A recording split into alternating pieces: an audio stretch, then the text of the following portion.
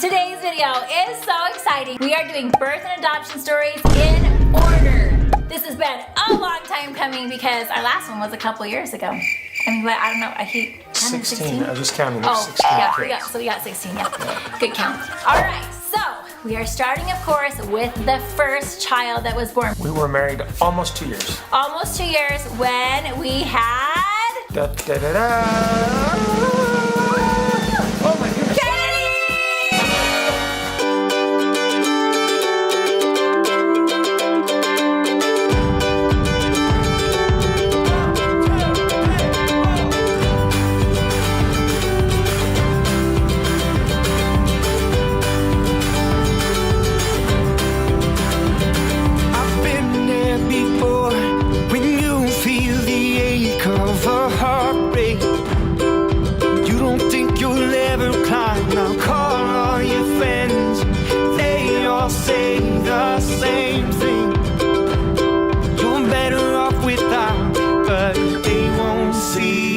Silver lining when you're. And as you can see, Kennedy is expecting our first little baby. All right, so we had Kennedy and she was awesome. She was the best first baby ever. Like just Never cried.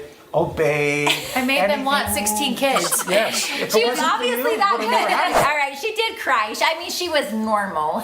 She's just always been a super sweet person. All right, so Kennedy was 2 years old. And then next we had Cassidy!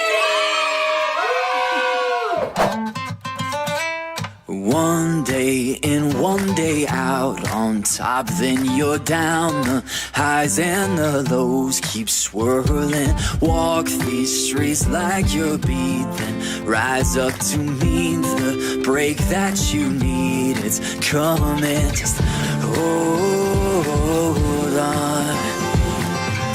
Hold on, yeah. Lift your eyes off the ground, you only begun. Rising up through the clouds, no, never give up. Climb on, climb. And her newest little puppy. My newest little puppy. So cute. All right, Cassidy was equivalently equal to Kenny. They were both perfect, right? They're both- You guys were just so perfect. You never fought. You guys were just obeyed. You guys made life so easy. I really appreciate it. Dad, I'm sorry, but your nose is just growing and growing and growing because you're lying. That's how I remember it. They were just my little queen. Cassidy's perfect, but she also has a strong head on her shoulders and she can be a little stubborn at times. So let's just say one time she was in timeout for almost 45 minutes because I just kept saying every 5 minutes, Cassidy, are you sorry? No, I'm not sorry. Like, you're gonna get out of timeout if you say you're sorry. I'm not sorry. I'm stubborn. It's okay though, because that's what makes you so strong and accomplish so much. And Cass, I must say your sense of style. He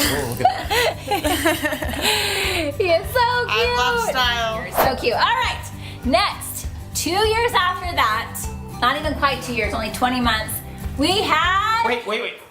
I always wanted to name my little boy after me.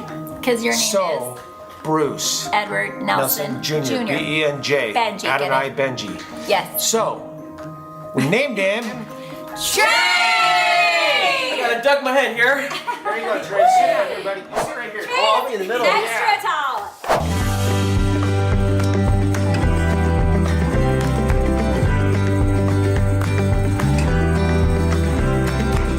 Hand on my head, chest on my chest.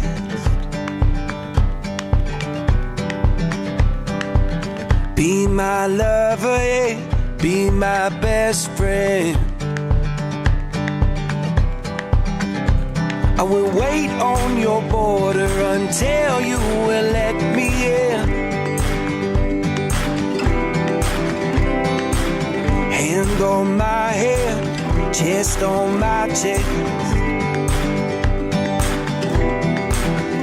To the sound of voices and of drum.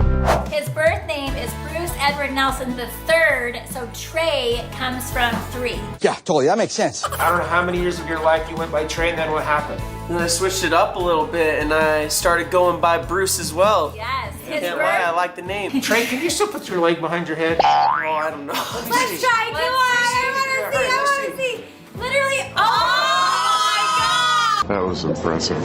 So. Finally a boy. Yes, finally a boy. We were so excited to have a boy. In fact, we told like the lady who did the ultrasound, we're like, don't tell us what it is. Just put it in the envelope and we'll like read it with everybody. We're gonna have a party tonight to read it.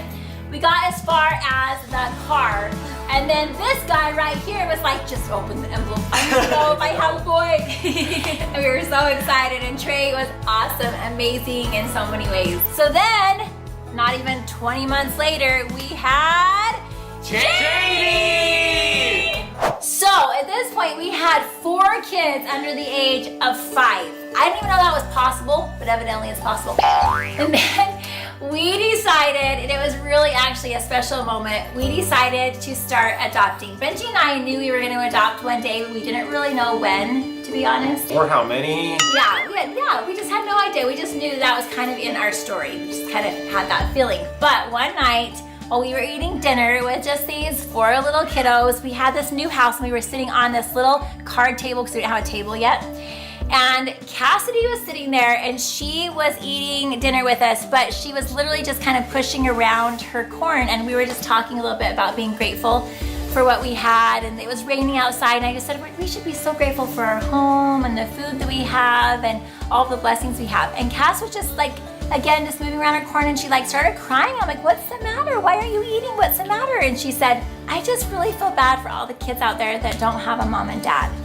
And me and Benji like immediately look at each other and we're like, I think that means that it's time to start our adoption story. So then our first adoption was Bridger! First adopted!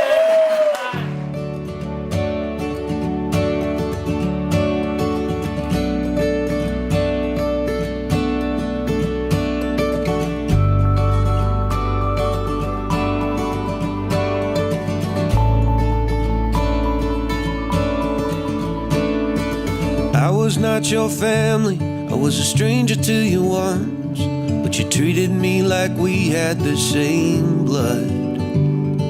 I drove up to a cabin, to Wisconsin in the woods. We shot fireworks and drank till we felt good, and the sky was clear in that summer air. You showed me so much kindness I do not understand. Must have been excellent if you guys continued to adopt. That's true. He's the oldest of all the adopted kids, and we adopted 9. So like Kennedy claiming, I made him want 16 kids. Yeah. And I've made him want to adopt more. Teamwork makes the dream work. yeah, so they're good. You know how many biological do we have? 7. How many adopted? 9. Wow. St. Bridger's winning? Yeah! What does that even mean? I'm just taking offense. I'm taking the lead. You guys are really trying to put not enough Nelsons to real name. I think there's enough. All I need to know is I'm the favorite. I'm the lead. Bridger was amazing, and we learned so much, but again, we were super young. I mean, by the time, if you think about it, when Bridger was born into the world, we were only his age. Is that kind of weird to think about? We were 24 when Bridger was born, so we were still learning and growing, and we thought maybe we were kind of done. Like we thought we've adopted, and well, then something happened. I was looking through these beautiful pictures of these children that are available for adoption in Russia, and we found our journey. Sure.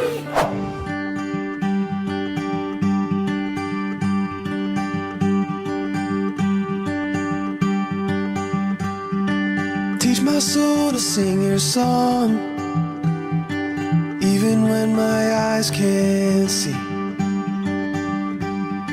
When I can't seem to carry on, I know your hand is guiding me. I know your hand is guiding me.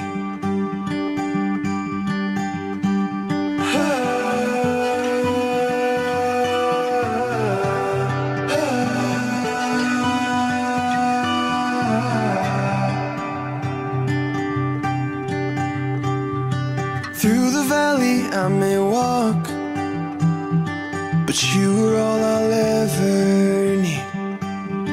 Okay, so at this point, we had 6 kids. Holy cow, 6 kids is a lot of kids. And one of the problems was 3 of these kids were within, what, 6 months of each other? Right?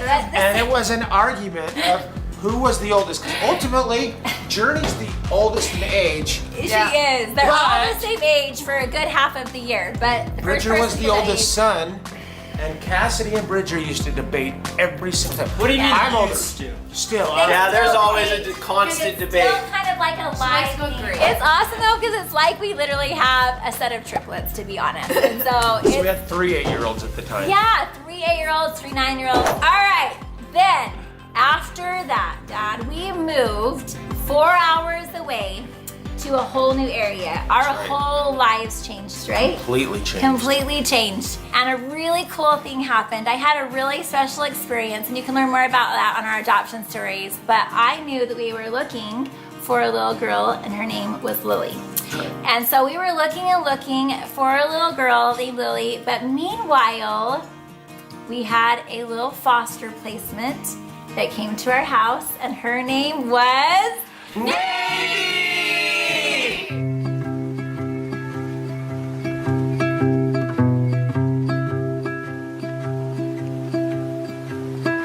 Once again, you're gonna drop me down. Yay! Cute Navy came to our home, and she was with us for an entire year. It was pretty much the first year of her life, and it was so special. Everybody in our family It was awesome. fell in love Yeah. with Navy. She learned how to sit up at our house. She learned how to walk at our house. Like, she was just the sweetest thing ever. And we I remember her Yeah. big old cheeks just Yeah. sitting in the bumbo and just. She's just smiling with her big old cheeks. We always called her baby girl. That was just our name for her. We just called her baby girl. Baby girl, baby girl. Oh, she's so loved cute. her. So cute. And then after about a year, her birth mom, it was awesome. Her birth mom was able to kind of get her life back together, and she was able to actually get her back for a second try to see if she could make things work with her. And so sad, we had to say goodbye to Navy, which was one of the most difficult things that I've ever done as a mom. I just had to have faith that everything would turn out exactly how it was supposed to. All right, so then again, we were still looking for our Lily, the little one that I had had the special experience about. And then one morning, I made a phone call, and on the phone, I was talking to a lady, and she said, well, let me tell you a little bit about these 3 that you're going to be getting. The first one's name is, and she talked about the first baby, then the second, who was 2, and then she said the oldest is Lily, and she is 3 years old. So Lily! Lily was awesome. Lily is the oldest of many siblings, and you'll see how many, but she came just ready to go. This girl knew what she liked and knew what she didn't like, and she was kind of like a little mother hen from the get-go. Sassy. Right? She was like, sassy. I don't remember being sassy. oh, you were so sassy. I want cookie. Chicken nuggets. I want cookie. Chicken nuggets, cookies, that's all I eat. No, she had this really cute rumbly voice, and when she got nervous, it got even more rumbly, and she'd be like, I want cookie. And she was just so cute. Yeah, she's a She tough loved cookie. cookies. It's no Cookie Monster. But if she didn't like something, she would let you know too, because she did not like kiwis. She said, I hate kiwi. I hate wee-wees. Wee-wees. They're disgusting and hilly. She's an incredible person. At 3 years old, literally, she would try to change the diaper of her little sister. And her little sister's name is Sadie! Sit on down, girly. Just loving this moment. Can we stay here forever? I'm loving this moment. Can we stay here together? If I could stop the time, don't you know that I would? 'Cause I'm just loving this moment. Can we stay here forever?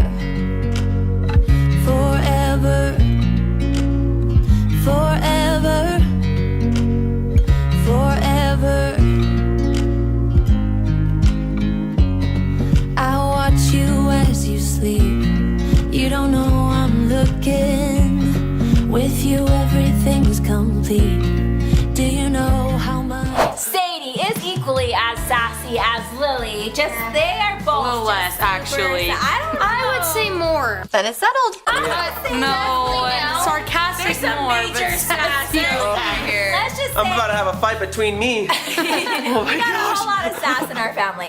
All right, Sadie was adorable, so adorable. Do you guys remember her cheeks too? Oh my gosh, They they were were so cute. She's like, We used to call her Naked Sadie because she'd always run around in a diaper. No, she was stripped on That's how I got my name, actually. And with these two beautiful girls came our Luke! Oh, God. sit on down, brother.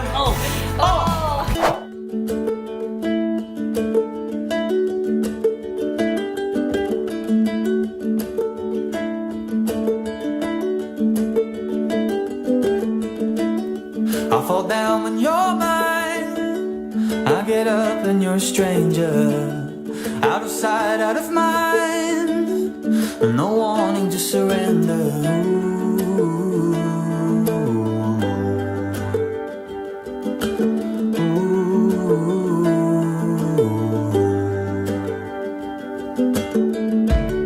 We put up a good fight for deer in a headlight. Like a moth to a spark, catching fire before it ever starts.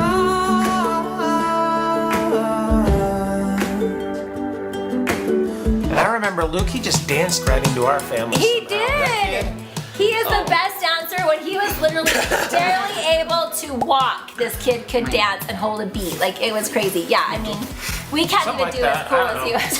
And when I went to go pick these guys up, it was so incredible. Like, I walked in there and I saw first Mr. Luke. Honestly, he was so cute. He had this huge smile and these beautiful blue eyes. And I was like, oh my gosh. He's adorable. I like being looked at. Yeah, I went outside and these two beautiful girls, Lily and Sadie, were on the swing and they ran up to me and it was literally love at first sight. They were cute. so dang cute. 3 under 3 people. I got 3 songs. kids under the age of 3. 3 at We got once. boom, boom, So boom. you only count that as 1, right? Wait, what? Sure. All right, dad math, dad math. So at this point, we had 9 kids. Woo! 9 is a lot of kids, people. Like, we were already getting the stares. We would go to Disneyland and we would like literally have people come up to us. No one even knew who we were. And we'd be like, can we take a picture with your family because you have so many kids? This is when we got the van That's that our would assistant. back up, it would beep, and I literally would cry. I could be so embarrassed. 15-passenger van. Yes, I had to get a big van. I needed that van. It was awesome. It was awesome. But guys, we were not complete yet. After we had these guys, our cute Navy came back to us again from age 3 to 4, and we just loved her to pieces. And these guys got super close to her, and so there became kind of a sister bond already, even though she was only with us for 9 or 10 months. Then she went back to her biological family for a while. Then about a year later, we found out we were pregnant with I've been taking mornings slowly, waking up with the sweet sound of the birds. Well, it took us a while to get here. It took the world falling apart, but maybe we needed to take a step back to remember how lucky we are. It's like time is falling asleep in the afternoon. Sunlight is keeping us warm. Our cute Paisley was so much fun to have. She was just such a soft-tempered, like, old soul. She reminded me a lot of Kennedy. Yeah, totally. Really? Wow, Paisley. Sweet-tempered and just, I don't know, just such a sweetheart. And not even 2 years later, guys, we had Presley! Help me out, my long lost friend. Tell me all that could have been. And if I start to lose myself, a secret I can never tell.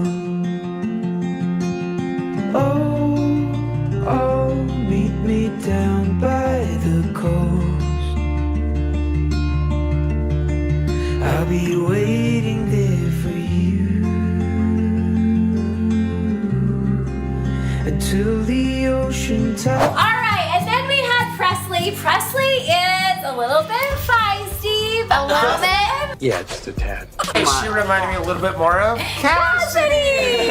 She was hilarious and so much fun to have in our family. By this time, we had 11 kids! Holy cow, that is so many! All right, the next thing that happened, guys, we found our cute Delaney!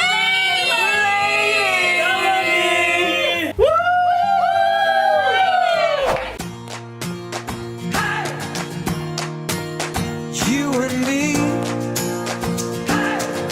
let's get together now. You'll see just how this life is supposed to be. Come on.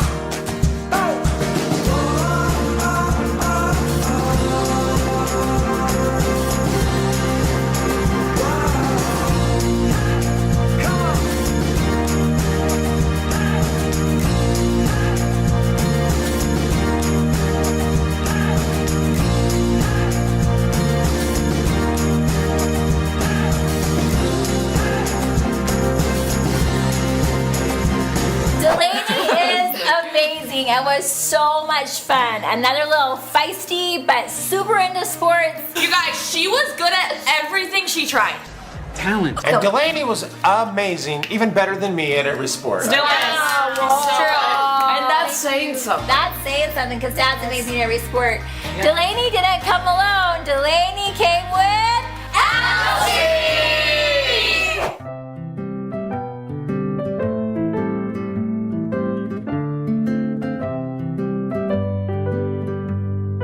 They say love is free, but it's more than you can see.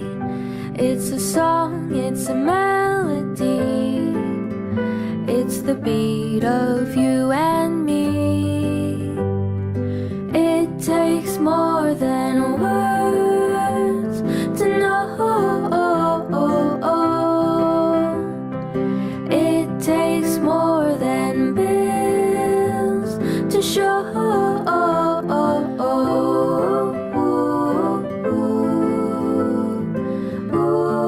Elsie was like the cutest little redhead baby ever. She had this little half swipe of her hair. Yes. And she was like the Justin. She's always true. had the best, thickest hair ever. Yes, Like true. her hair was so thick as a baby. Likes guys. And a few months after we had these guys placed with us in foster care, our cute little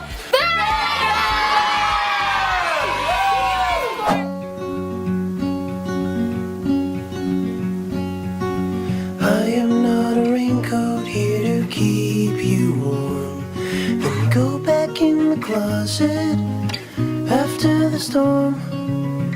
I'm not a match simply waiting to burn. All I am is a friend, your friend till the end.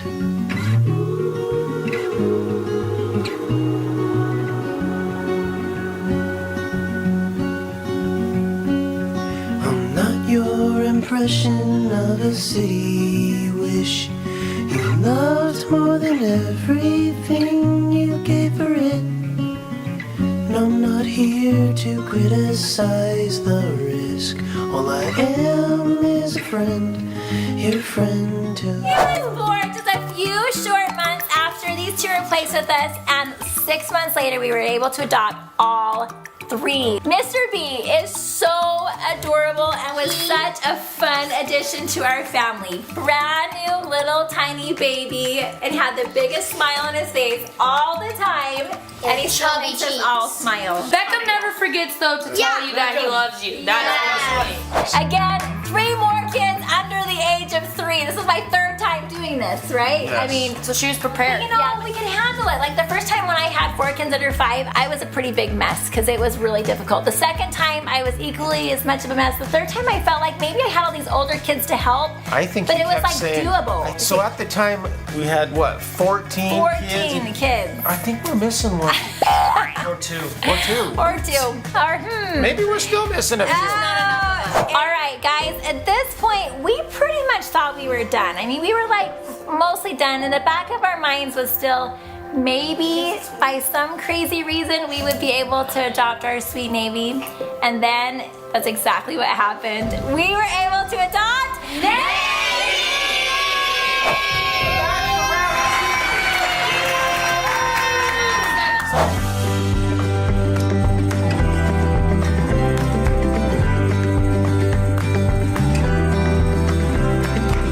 Hand on my head, chest on my chest.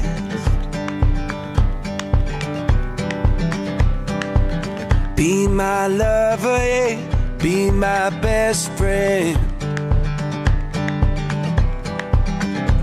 I will wait on your border until you will let me in. Finally, after 11 years, we were able to adopt her. I mean, crazy. it was the hugest blessing ever. I remember we were all in the car driving to the courthouse to make it all official and adopt Navy, and she was just, I don't know, she was just really in the moment. I think she was old enough and had been back and forth enough to really understand what it meant to be adopted and to be in our home, and she just kept telling the judge like that she finally felt safe, and it was just the sweetest and most tender moment ever. And so yay, we won!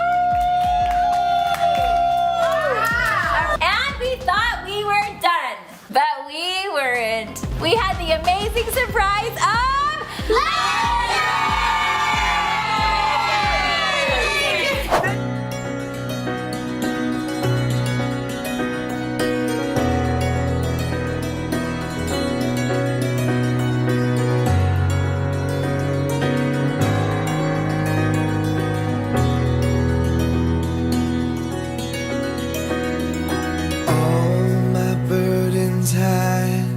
on the wrong side of a ride, beneath the open sky, with the clouds painted white, where I'm fighting to fight, but I'm alright. Not learning to live, where I'm fighting I'm alright. Ledger was so much fun. He just brought such a huge bright light into our family. He's like, yeah. And let's say I was a little bit shocked to be pregnant at 45, but I couldn't have found a better blessing. Like, it was just awesome. All right, so that made our family complete with 16.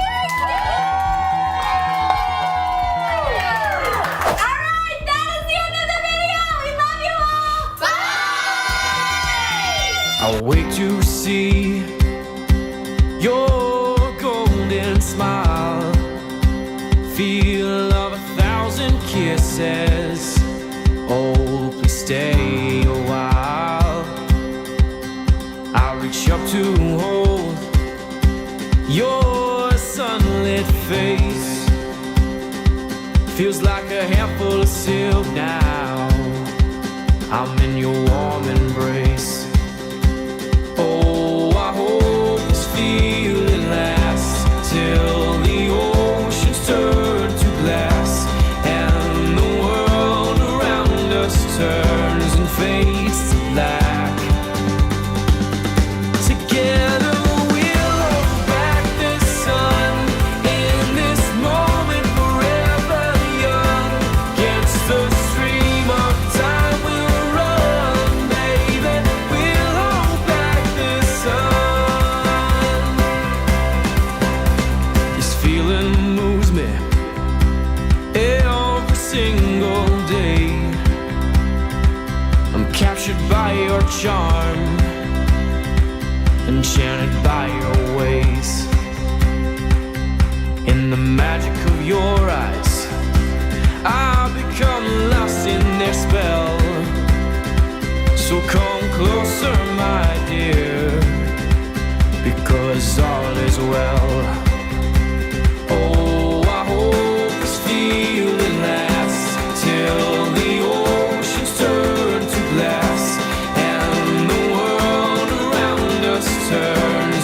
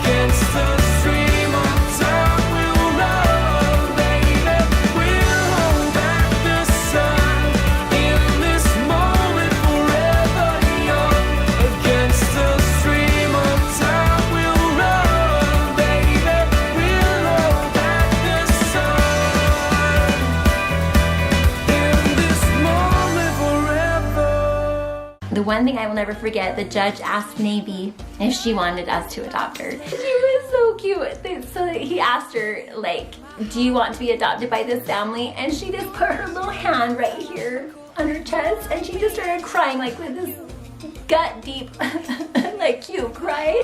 Oh, and she goes, yes, because I finally feel safe. And oh my gosh, oh, there was not a dry eye in the entire courtroom. Not even the judge had a dry eye. And Navy's crying now too.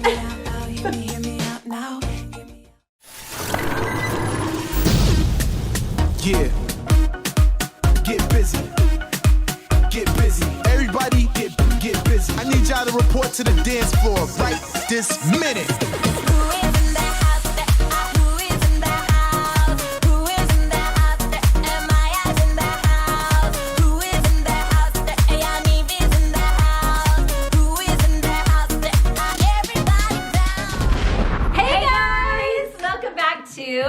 Not Enough Nelsons. Today we are going to talk about how I found Baby. And I really should have Benji here during these, shouldn't I? Yeah. He should probably be saying his point of view. But again, he's at work right now and we're filming, and so I'm gonna have to have him do a whole series of how he feels about everything, because he has a lot of really precious memories with our kiddos as well, especially with this kiddo. And I'm gonna let you guys in on a little secret. For the first 10 years of your life, what did we call you? Baby girl. Baby girl. It just started when she was brought to us. She was so cute. Oh my gosh, I'm gonna put pictures here because she was so dang cute. I just couldn't stop staring at her. I would literally go through like a grocery store and people would stop, literally stop and say, oh my gosh, your baby is so beautiful. And I was like, I know, she's so sweet. And I don't know why, but we just started calling her Baby Girl. I think we started singing that Baby Shark song to her, but then we started singing Baby Girl, and it stuck. And from then on out, all of our sisters and brothers and all of us, we all called her Baby Girl. So eventually, we had to stop calling her that after, I think you were like, what, 10? Yeah, like 10. Yeah, it was that. Yeah, it was that. And eventually she told us what, tell us the story. Like, so like it got really embarrassing because like at school they would call me that. I'm like, no, and then so we just decided to change my name. Like her brothers and sisters would say, hey, Baby Girl, and then like her friends and people started catching on and calling her Baby Girl. And she's like, hey, I don't want my real name to be Baby Girl. I know. That's just for mom. So sometimes I still call her Baby Girl, and that's okay, right? Okay, that's it. I can call her Baby Girl sometimes because she'll always be my baby girl. She's so cute. So, backing up, this is kind of a complicated story, isn't it? Yes. I would say this is probably the most complicated story of back and forth of all of the kids that we have adopted. So, I have to back all the way up to when Navy was, how old were you when you very first came? Do you remember? I don't remember. She was 2 months old. And wow. Teeny tiny, and she was so cute. So when she first came to our home, they brought her in and they just left her with me, and it was just kind of like really super crazy to me because there this was, this beautiful little baby girl that I needed to take care of and love, and it was kind of surreal. She was just so beautiful and perfect, and I don't know, I was just kind of blown away at the responsibility of caring for this sweet baby. So they brought her in, and I remember giving her her first bath. She had what's called, what I've been told is called meth hands, which means if she's been around methamphetamines, a baby a lot of times will clench their hands so tight and they'll have a really hard time opening them. So I just noticed her little hands were clenched so tight. This is kind of sad. It's kind of sad. Do you think it's sad? Yeah. It's really sad. And it's hard to believe it's you, right? So it kind of feels probably like to you like I'm talking about another baby. Yeah. Right? But her hands were so clenched tight and I had a really hard time opening them to wash inside of them. And so I ended up calling the caseworker and saying, why does she have these so tight clenched hands? And they told me that was from methamphetamines in her system. And so I had found out kind of the story and where she was found. And without going into too much detail, she was in a hotel room, in a bathroom. The reason I tell you that is because it will kind of explain why a certain moment touched my heart so much. But so fast forwarding a few months, I got to the point, I know she doesn't remember this, but because I had massaged her hands back when she was very first come to our family and kind of just massaged out just the anxiousness she had in them, that became kind of a cute thing that she would always do. Isn't that cute? It's so cute. Can you imagine Ledger walking up to you like this and saying, no, I couldn't. like that's what you would do, Liz. and I would just rub her little hands, and it became such a cute little thing for us. But one time when we were sitting, I was laying down and watching a show, and on came a commercial which had Sarah McLachlan singing In the Arms of an Angel. And I started singing to Navy, and I was singing to her, and of course I sounded beautiful because Sarah McLachlan was my backup singer, and so I sounded super beautiful. And she just was looking at me like, this little look on her face, I can't even describe it. That baby, she was looking at me like I was an angel. So as I was singing these words to her, the lyrics really hit me. It said, in the arms of the angel, fly away from here, from this dark, cold hotel room and the endlessness that you fear. You are pulled from the wreckage of your silent reverie. You're in the arms of the angel. May you find some comfort here. And just looking into her eyes, it was like our souls just connected at that moment. And I was like rubbing her little hands, because she would just go like this, and she would go like this with her little tiny hands. And so I would just rub her little hands, and she just looked at me, and that became our song, right? Our connector song. We definitely bonded in that moment. And you guys, it was really, really hard, but her birth mom started doing really good and had gone through all of the things that she needed to go through to prove that she was ready to have Navy back. And that was a super hard time, because we'd have to bring her to go visit with her mom, and you have to remember that Navy had been with us like the whole first year of her life, so she didn't even really remember her birth mom. I'm sure her heart did, but it felt scary to her to go back and forth. And even at that young age, she would like scream and cry and pull onto my shirt, and anyway, it was so hard to have her go back and forth. And so we were doing visits and daily visits until finally it was time, like just a few days later, it was going to be time to bring her to her mom for good. And so I was really, really struggling, to say the least. And a dear friend of mine brought me over this book, and it was just a really small book, short little book, and it talked about a teenager. I won't ruin the whole thing, but it talked about a teenager who got pregnant, and she was giving up her baby for adoption, and she went to the adoptive family's house to like live the last week before she gave birth to the baby. And during that week, she would do like sweet things like look out the window and think, oh, my little baby gets to live here and run around in this backyard, and she gets to sit in this room and sit on this window seat. And she just had all these thoughts about her unborn baby and what a wonderful life that baby would have. And then it turned out that she ended up having a stillborn baby. And as she was packing her things, the mom came in, the adoptive mom came in and put her arm around her and said, in this 1 week, we have fallen in love with you, and we would like to adopt you. Something just inside my mind just kind of clicked, and suddenly I just found so much love for Navy's birth mom. And so I just decided then and there that I would love her with all of my heart and help her however I could, and in a way maybe adopt her in some small form into our family. And so that's exactly what it did, and that was so healing.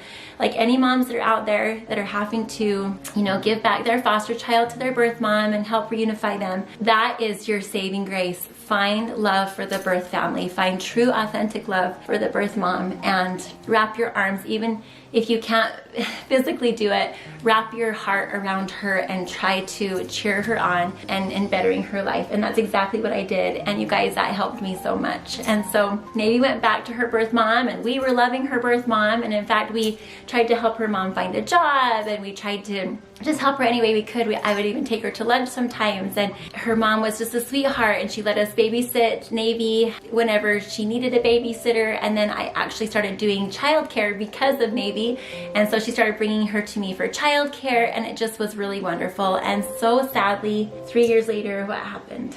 My birth mom relapsed. Yeah, her birth mom relapsed. And so thankfully, the foster care system allowed us to have her again, and we had her again from age 3 to 4 and loved every minute of it. But in my heart, I knew that her mom was going to work hard to get her back. And so we kept a good relationship with her birth mom, and she ended up giving birth to Navy's half-sister at that time, which was really cool.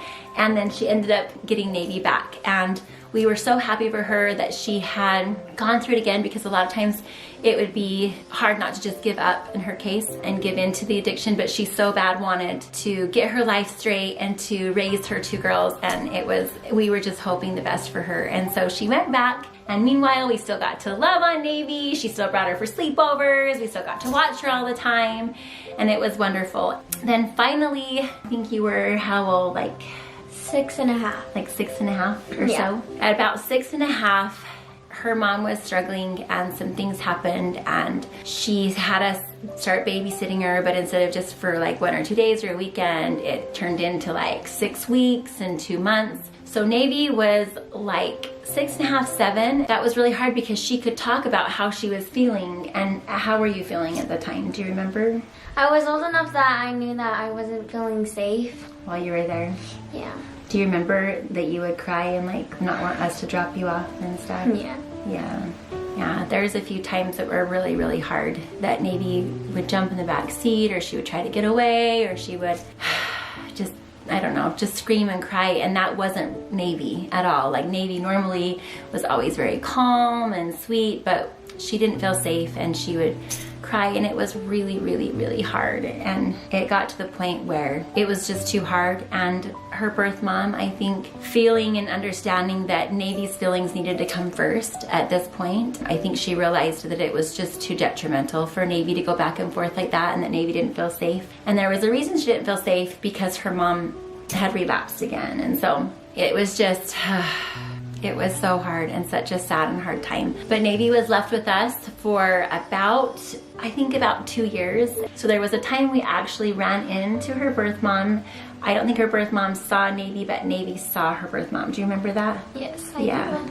So when Navy saw her birth mom, it scared her because she just didn't know, like, she didn't have permanency. She didn't know for sure that, like, someone couldn't just swoop in and take her out because they wanted to take her out or whatever. And so she ran to me and looked so afraid and said, what should we do? What should we do? And so I just ended up leaving the store we were at, and I just decided it was time to give her some permanency and time to make the adoption official, and that it was time to adopt her. And so we called the state and told her that we'd had her for several years and it was time to make this official so that Navy could feel a sense of just calm and safety, knowing that she'd be part of our family forever. And so we started that process.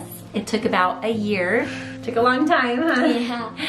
And you guys, I can't even tell you, the day that we were adopting Navy, it's so special to me. And because every child we've adopted has been very special. But I just want to say, Navy at 11 years old, she really understood, I don't know, the hugeness of the event. She understood what it felt like to not be safe, and then what it felt like to be safe. She understood what it meant to be adopted, and she was just the sweetest. So we were driving, I'm sharing a lot of stories about you. So we were driving to go to the courthouse to adopt Navy. And I kid you not, there was 2 songs that were Navy songs. One I've already told you about, which is The Arms of an Angel, but there was another song that kind of like right during the time that we were bringing her back and forth to her mom at about 6.5 or 7, I had volunteered to go with Navy on one of her field trips. And there was a song in the bus that was playing, and me and her were just dancing and having this good time, and she just looked so free of all this stress. And so I just took a total heart picture at that moment, because she was just dancing. And how does it go? It's something like, I had a dream so big and loud, Oh yeah. so high I touched the ground. Whoa. Anyway, you know that song. I am not a good singer. But we were just singing it and having a ball, and it was just brought all these big memories. And so, I kid you not, we were driving to the courthouse and that song comes on the radio, right? And I was like, Navy, this is our song from the bus. And all the kids in the car were like jamming out and having fun. And I turn around, and even though she had a smile on her face, she literally had tears. Do you remember that? Oh, it's gonna make me cry. She had tears coming down her face, even with this big, bright song. And anyway, it was so touching. And so after that song was over, I found The Arms of an Angel song, and we played that as we drove up, and it just made everything come full circle. Everything we had been through with this sweet girl, and everything that we were just finishing and coming to the end of all the stress, and could just enjoy each other and enjoy our family and the love that we had. And it was just a beautiful moment. And so we went in there, and the one thing I will never forget, the judge asked Navy if she wanted us to adopt her. And it was just so cute, and I don't even know that you remember. Do you remember any of this? I'm just bawling. But she was so cute.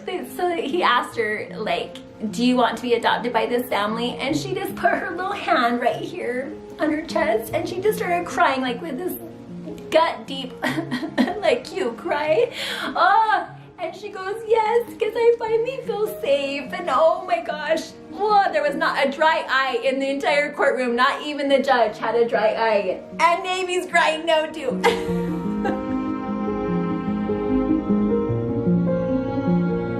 It was just the cutest moment ever. And I am so grateful that we were able to make Navy a part of our forever family. We love her with all of our heart, and we will for all eternity. Oh gosh, that is a really hard story to tell. But I have to tell those birth moms out there who have, I don't want to say have lost kids to family services, but their lives have been to a point where it just wasn't safe for them anymore. We love you, birth moms out there. I want to tell you that as an adoptive mom, I want to tell anybody out there that has had to, that addiction is just overpowered or whatever has overpowered, that they've had to give kids up for adoption. I love you and we love you, right? And we hope wonderful things for all of you out there. All of you birth moms, I know certainly all of the birth moms of my sweet babies, I just hope the very best for, and I hope that they can get their stuff together and so that they can just feel that peace and that love and safety that Navy feels now, not being around all of the drugs and the scary things. And so, that was a deep one. Oh my gosh, we didn't mean to be so crying, but this is a more recent one, and so all the emotions are just right here. But we love you, Den Fam, and so we're sharing our hearts with you, and we hope that you can see what an amazing thing adoption is. And I don't know, I love you all out there, and I love this girl. I love you, Navy.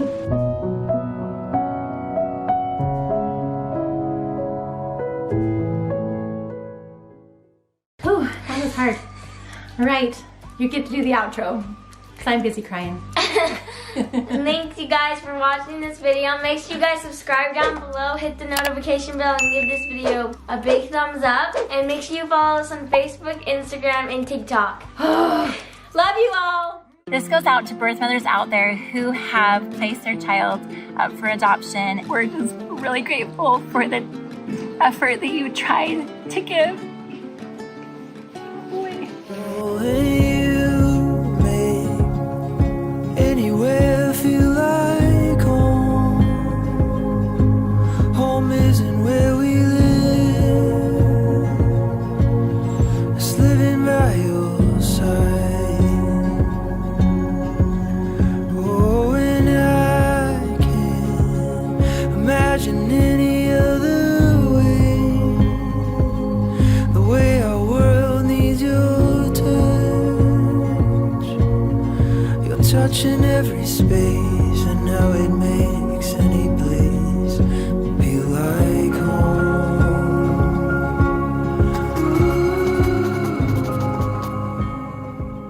Hey guys, welcome back to Not Enough Nelsons. It is the week before Mother's Day, and I thought it would be really special just to come on here and just kind of to talk about all the different mother figures in our lives and just how we can love them and appreciate them. And I wanted to start out with my own mom. Her name is Kathy, and she is amazing. My kids all call her Grammy, so at our house she's Grammy, but she is an amazing mom. I grew up on land just kind of like this, and we had horses and we had animals, and it was just such a beautiful way to grow up. I love my mom and dad so much. Some of my most fondest memories that I've actually carried on to my kids. My mom would sing me that song you guys hear me sing when I wake up the kids in my morning routines, the with the wing on the left and the wing on the right. That song came from my cute mama. Another tradition that I've carried on that my mom has given me is mommy-daughter dates. And I have to tell you a little story. One time when I was in, I think it was 7th grade, I had wanted to be this certain style, and it was like the ZZ Top Girl style. So my hair was crazy, and I'd wear like little skirts, and I'd wear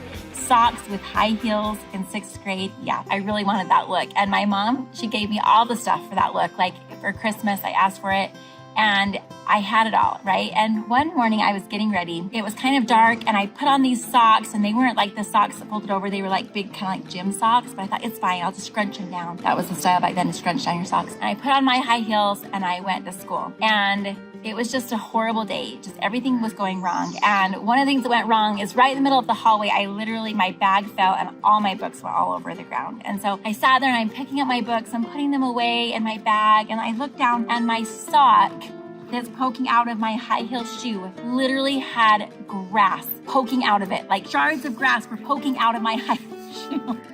And I had somehow put on my dad's socks that he had mowed the lawn in, I think the day before. It was the worst. Right as I noticed my sock, I look up and the whole hall had cleared of people, and I saw one girl walking towards me, and she was wearing these little white Keds and this little light blue mini skirt and this simple little shirt, and her hair was just simple, and she just looked so put together and so cute. I just felt so disheveled and just sad, and so I ended up getting picked up from school, and I went out in the car, and I told my mom, I'm like, Mom, I really don't like my style. I feel like I'm just not even cute. And here she is, just a few months after buying me all these fun clothes to have this style for Christmas. And she's like, why? And I said, I don't know. And I told her about that girl, and she said, you know what? Let's take you shopping. And she brought me to the store, and I was able to get one cute outfit, and it was a lot like that girl I had seen, and I felt so cute in it. And it just so happened that that night was a party, and I felt so confident and cute to go to that party, and that's where I made a bunch of the new friends I would have throughout all of like middle school and even high school. Comes down to that one day that my mom listened to me and listened that I felt just not cute and disheveled and sad, and that she was willing to do that for me. And so I hold that memory dear to my heart, and I just love my mama for listening to me at that time. Next, I want to talk about grandmothers. I hold this rose. This is a Tiffany rose, and how I know that this is a Tiffany rose is my cute grandma. We called her Grandma Great, but her name was Delna. She actually used to have beautiful flowers and roses all over in her yard, and one time she called me over and said, smell this rose, and I smelled it, and it smells so good. And she said, guess what? And I said, what? And she said, this rose is named after you. I'm like, it's named after me? And she's like, yeah, it's the Tiffany rose. And so I'm sure the rose came a long time before I was born, but I always thought this rose was named after me because of my cute grandma, and I love her. And all of you grandmas out there, you're such a huge part of your grandchildren's life. Just know that what you say to them and how you build them up and how you treat them lasts a lifetime. I still think about things that my grandmother taught me, and just the sweet way that she was about me, and I feel a lot of confidence from how she treated me. And you know, I'm 48 now, and so it lasts a lifetime. So good job to you grandmas out there as well. Next, I want to talk about those mother figures out there that maybe have never been blessed to have children of their own, but that just stand as a beacon for so many children and so many women out there and have mothered them. I have someone in our life, I won't mention her name, but she is amazing. She has been a lot of my children's and my therapist for the past 5 years, and even though she has never had the chance to be married and be a mother in traditional terms, she has mothered and helped my children so many times with so many difficult and hard things, with trauma and just kind of the stuff that's yucky and hard that you deal with in your life when you've experienced that. She has been there for them and have helped them, and she's helped me so much to just kind of like walk through in my mind how to best be the best mother to my children. And so my heart goes out to all of you out there who have not had the chance to have children traditionally, but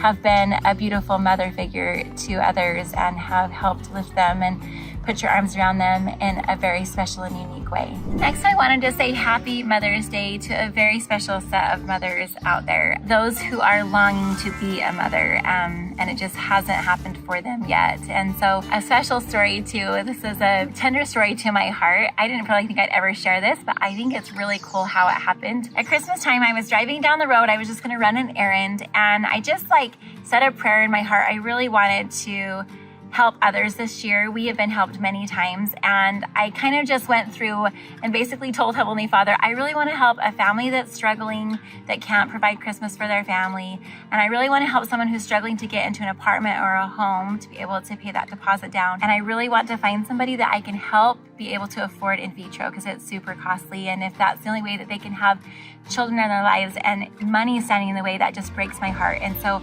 I just kind of said that prayer, and I went about and did my thing. And you guys, I kid you not, within, I think it was 24 hours, I had found a family that really needed help. I had found a couple that was really struggling to get into a house, and a really cool thing happened. A guy came over, he was working on our low voltage in our house. He's worked for us a lot of times, and he was there working, and I needed to upload something on my phone, so he was just kind of standing by me, and he just suddenly said, I got a good email today. And I'm like, what was your email? And he proceeded to tell me about this email that he received. And without sharing too many details, because this was their own private story, it was about in vitro, and that he would be able to do in vitro. He needed to come up with some money to be able to afford it. Literally the second that he said that that email had anything to do with in vitro, it was like, whew, I just got this huge feeling come over me, like this is the individual, this is the family you are supposed to help with in vitro. And so we were able to do that, and they were able to have success, and she's actually pregnant right now. And so I'm so happy for that family. And my heart just goes out to all of you out there that have struggled with infertility in their lives. And I just want to wish you a very special Mother's Day. And I just pray for you and your families that whatever will be, and that you will be able to construct your family however it is supposed to work out, whether that's through being able to do in vitro or through adoption. I have just found that, at least in my life, that things work out how they're supposed to work out and great miracles happen. And so my heart goes out to you, and I hope that great miracles can happen for you in your life. I also just want to say my heart goes out to all of you out there who've endured a miscarriage like my sweet Cass and Josh did this year. That's not what I was expecting.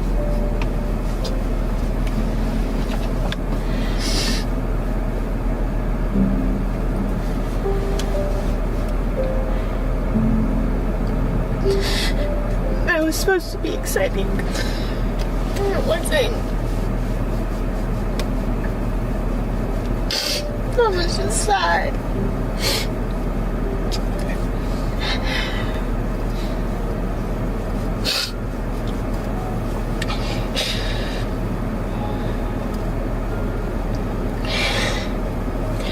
He pretty much just said that.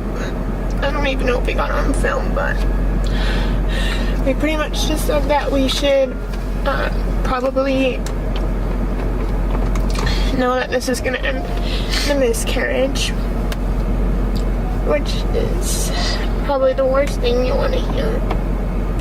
I was getting scared and we couldn't hear a baby's heartbeat, and I was like thinking, this can't be real, this can't be real, it's gonna be there, and then it just never was. That was so difficult and so hard, and just know that like there's a plan for you and everything's gonna work out how it should. That leads me right into the story of my 9 adopted kiddos. So I would like to talk to all of you birth mothers out there. And first I'll invite my cute Navy to come over here and help share this message. This goes out to birth mothers out there who have placed their child up for adoption and who have been beautiful birth mothers that have brought them into the world. And so in Navy's situation, her mom is a beautiful woman who I got to know really well for several years, and she's an amazing person. And my heart goes out to those who struggle with addiction, because that can be very crippling. And sadly, it creates an environment where you're not able to be the best mom that I know that you could be. And so this is a happy Mother's Day to you for trying and for bringing that child into the world. I know, Navy, what would you say to your birth mom if you could tell her happy Mother's Day? I would probably say just like I'm grateful for like having her to like bring me into this life that I'm in right now. And I would also say thank you for loving me and allowing me to be with my forever family. I really do love you, and I hope that things are going well for you. Love it. Awesome. Okay, and we are going to talk a little bit about the birth mom of the 6 kiddos that are all brothers and sisters in our family. So biological brothers and sisters in our family. So that would be Lily, Sadie, Luke, Delaney, Elsie, and Beckham's mom. So sadly this year, Amy passed away. We won't really go into detail about how, but it was tragic and super sad and super hard. And so we kind of dealt with it all in different ways. But we just wanted to take a moment in this video to let her know, because I firmly believe that she's watching from the other side. She used to watch your guys' videos all the time, and she is probably hearing this. And I just wanted her to know how much we love you and how grateful we are that you went through 6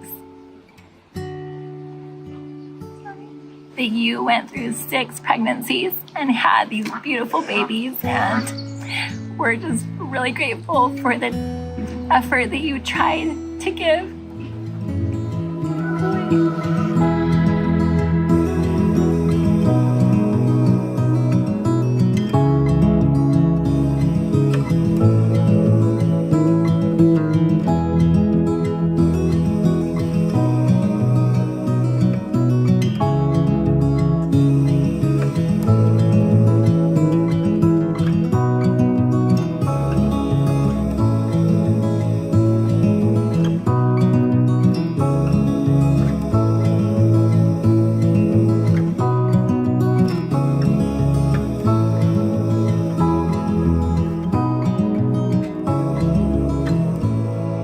was a little bit new to all of our hearts because it was pretty recent, but I just wanted Amy to know that we love her and that we in our home speak kindly of her and that her efforts that she tried. And do you have anything that you would say if Amy was sitting on the other side of that camera? What would you say?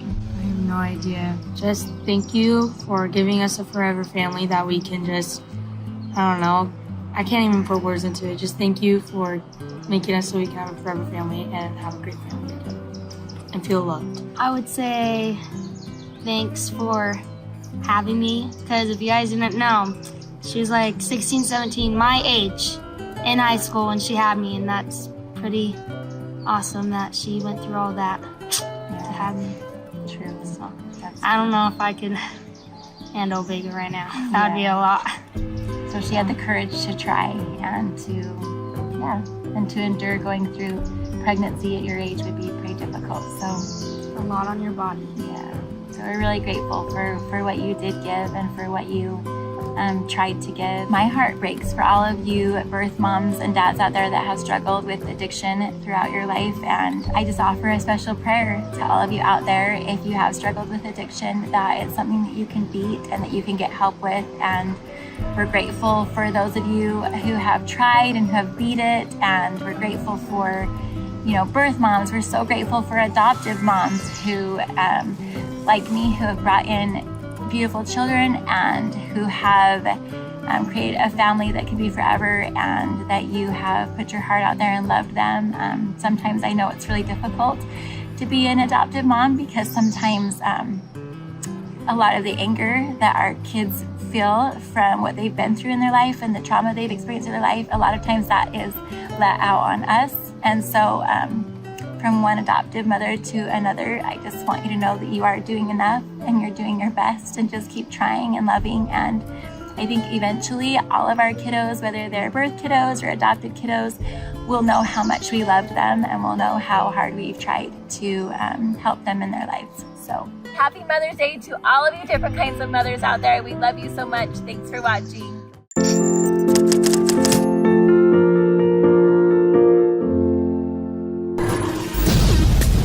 Yeah. Get busy. Get busy. Everybody get busy. I need y'all to report to the dance floor right this minute. Who is in the house? Who is in the house? Who is in the house? Am I in the house? Who is in the house? Yaniv is in the house. Who is in the house? Everybody down. Hey guys, welcome back to Not Enough Nelsons. We have the dad here in a video, finally. He's always so busy working. We are excited today to talk to you about kind of like, I don't know, our kids in the order that they came and how we have this big, huge, crazy family, right? Everyone always asks us if they are all ours. I'm not kidding. When we go places all together, we get at least one person come up to the dining table or whatever, are these all yours? And so we're like, yeah, they're all ours. Somehow we Somehow. came out with 16 kids. Yeah, we never started that way. We never thought we would end up with 16 kids, but we love them all. Okay, so today we are gonna talk to you about how, sorry, he's slouching. Oh my gosh. We're gonna talk to you today about how we came to have 16 kids and what order they came to us in, because we get that question a lot. We're gonna start with who was born first. So first of all, we were married in 1995. And we were expecting and had our first child in 1997. Right after we got married, she like, I want a kid, I want a kid, I want a kid. And I was like, not yet, not yet. Let me graduate, please. And I was like, no. And finally, okay, now should we tell them the story really fast? Okay, really fast. I wanted to have kids so bad, and so I put together a presentation about why we should have kids right away. Like literally a presentation. I had like a big board, I put like all these pictures on it, I had like PowerPoint going about why we should have kids right now and not wait. PowerPoint didn't even exist yet. like Somehow my you created own it. PowerPoint. It was amazing. And after all of that, and I'm very convincing when I want to be, he just was like, honey, I just think we need to wait just like a year. I need to wait till... It's the only debate that I've ever won, I think. Probably true. I actually really had to... Yes. No, please, let's wait. So anyway, we were like, okay, fine. Whether I got my way or not, it was meant to be. That was how my father's timing is day. everything, and the Lord has a timing. Yeah. And when things are supposed to happen, they always work out Yeah. perfectly. So the week he graduated, I found out I was pregnant, and we had our first child in 1997. March 20th. Yeah. No. Yes. No. That's me. March 27th. Shoot, March 27th. I guess I'm the oldest. Wait a minute. I think I was Wait a meant to be minute. the oldest. This was planned just so I could help Cassidy and Bridger in the debate. It was just a planned Oh, thing there. okay. Anyways, the first child to welcome to our family was Kennedy K. March 27th, 1997. Jeez, honey. 8:43 a.m. Lies.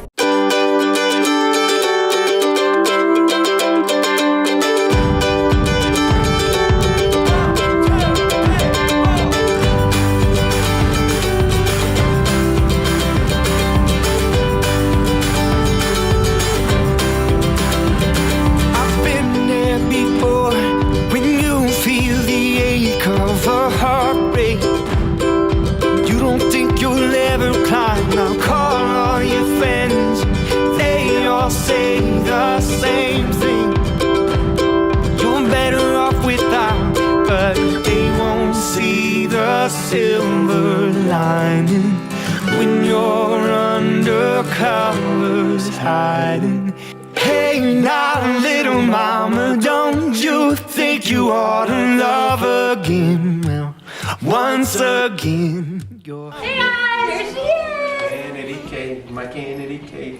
I love her in the morning and all through the day. Yeah, that's what we used to sing to when you were I little. remember that. Okay, so after Kennedy, about a year later, literally like a year and a month, got pregnant again with our second daughter, which is Cassidy! You don't have to. Cassidy! Make way. Build it. I And remember it's actually. that. I remember that. You were born Wait. early in the Wait. morning, and I did not want to wake up. Can you be quiet? All right. It's just Cass, by the way. Sorry, not Cassidy. She goes by Cassidy. She just asked my dad. I'm just joking, Dad. No, you're not. She's totally joking. She planned that. Yeah. That's my life, so it's okay. Oh, Dad! You forgot about my neck. Oh, I just want to. One day in, one day out, on top, then you're down. The highs and the lows keep swirling. Walk these streets like you're beat, then rise up to meet the break that you need. It's coming, just hold on. Hold on, yeah. Lift your eyes off the ground, you've only begun. Rising up through the clouds, no, never give up. Climb on,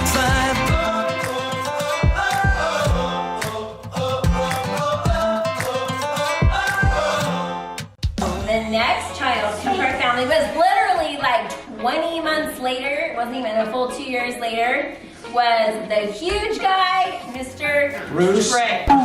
Bruce Edward Nelson III, who I named Trey. Trey, okay. I got to name Trey. That was Yes. my thing. His name is Bruce Edward Nelson Jr., which is B-E-N-J, Benji, right? And the I is for intelligent. As we told us when we were little. And so he named Trey Bruce Edward Nelson III, and Trey stands for 3. Yes. All of you are wondering. Well, you know.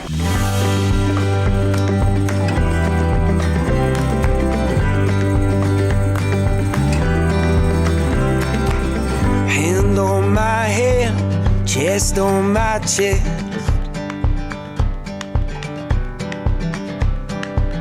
Be my lover, yeah, be my best friend. I will wait on your border until you will let me in. Hand on my head, chest on my chest. To the sound of voices and of drums, I will show you how the West was won. And next is Trey. I can't jump on them. I'm just joking. They're not gonna be able to catch you. I can catch you. I'm strong. I go to the gym. So Trey was our number 3. Dad was so excited to have a boy. Finally. But we were so excited to play house. And you want to hear a funny story? It's literally, we went to get the ultrasound and they put in the envelope what it was, like boy or girl, you know, we were gonna wait to open it with everybody. We got as far as the car. Dad couldn't handle waiting. I was gonna wait. He literally was like, just open it. I have to know. And there it was, baby boy. I was excited. And not that I didn't love my girls. I loved my girls. Yes, but you still Love love my us. girls. Okay, so moving on. Next, again, 2 years later, Jamie!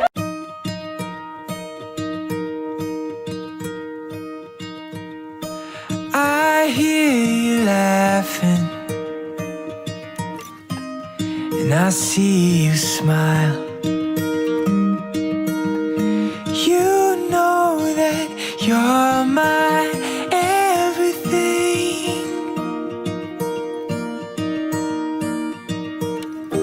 Life of the party as you dance around. You've got me 10 feet off the ground. I can breathe, I can see when I got your love. Okay, so a lot of you have wondered, and I thought I would mention, Janie's name, real name, is Janie Lee. A lot of you ask, like, why doesn't she have a capital in her name? And it's because her name is Janie Lee. But she goes by Janie, so. L-E-E. Yes. I would like everyone to know I Has need a her. D. Everyone says we have the ugliest, weirdest names on TikTok. Rude. Growing up, I had a beautiful cousin. Her name was Brianna, and her mom sang this song. In the middle of it, she'd say capital A-U-N-A, and I love that she had capital in the middle. And so Kennedy, capital D. After that, I didn't think I was going to name all the other girls capitals, but Cassidy, I was like, okay, capital D. And then by the time we got to Jamie, I could not have a capital. I like it. She would feel left out. So, and then it just went. I still feel left out. Aww. Anyway. Lucky you guys didn't get to me, otherwise it would have been named Tree. Okay, so then by this point, I had 4 kids under 4. I didn't even know that was possible. She hadn't quite turned 5 yet, and she was a brand new baby. And someone called me, and I was like, I have 4 kids under 4? Like, is that possible? So then a few years later, we had moved into a new house, and really cool story. Cassie's actually one that kind of pushed the button on us starting our journey of adopting. And we adopted Bridger! It's your favorite. Yo, boy.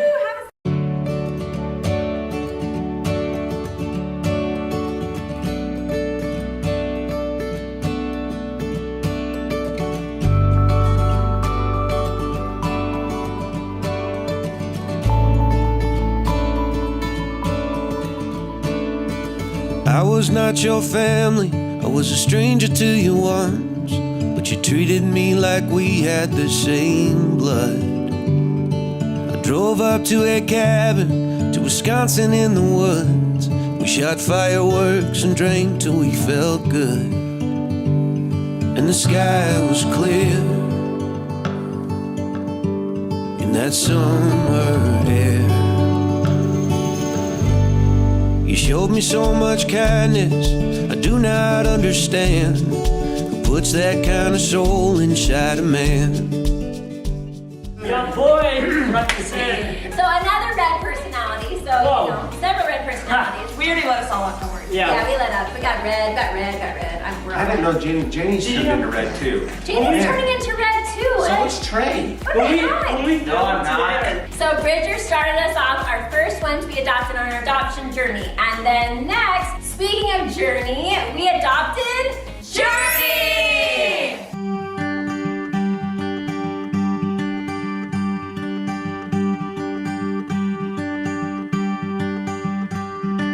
Teach my soul to sing your song, even when my eyes can't see.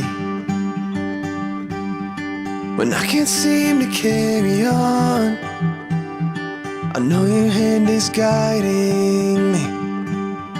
I I know your hand is guiding me.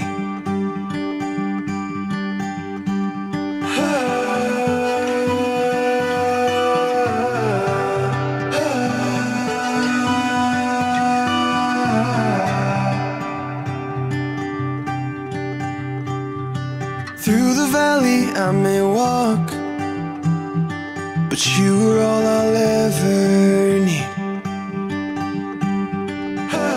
And Journey obviously can't be here right now because she is on a mission, which is exactly where she should be. We love our Journey, and so just imagine her right here. Maybe I'll put another picture over here. Jamie's leaving real soon too. I know. Yes, I mean, no. So at this point, we had 6 kids. That is a big family. We thought we were done. Well, I had an experience. I knew I was looking for a little girl who was 3, whose name would be Lily. Yes, I Blonde had hair. a really cool experience. And if you want to know more about that, you can look at her adoption story. But we were thinking, okay, one more. Like, we can do one more, 7. That's my lucky number, right? I'll have 7 and we'll be done. And this is not the plan. Because we moved far away from where we had been living, like 4 hours away, and we decided to start looking for our Lily. Okay, so this might get a little confusing, but I wanted to do this in the order of how our kids came to our family. And so, next, Navy came to our house as a foster child. So, we were able to foster.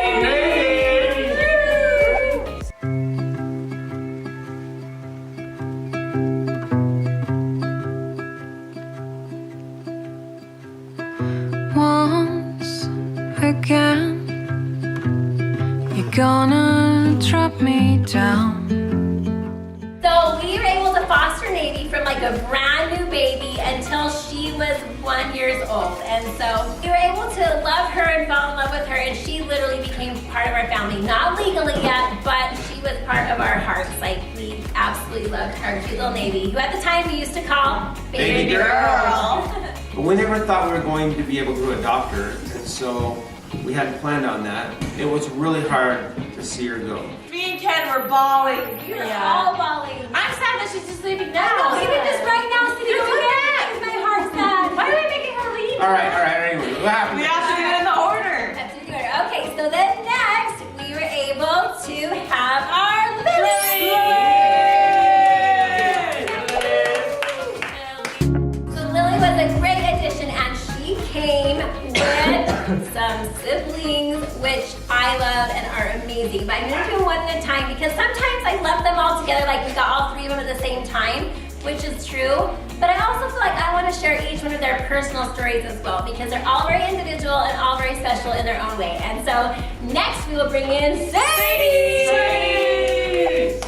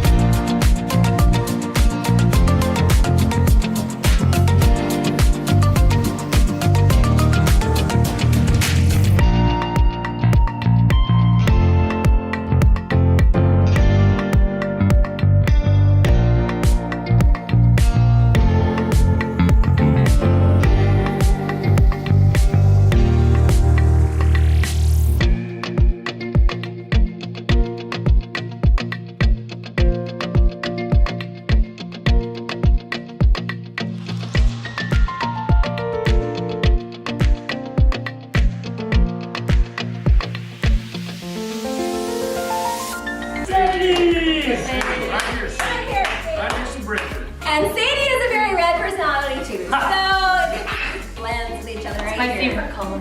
We love our Sadie. She's such a cutie. Okay, and the third child that came all together was Mr. Lou.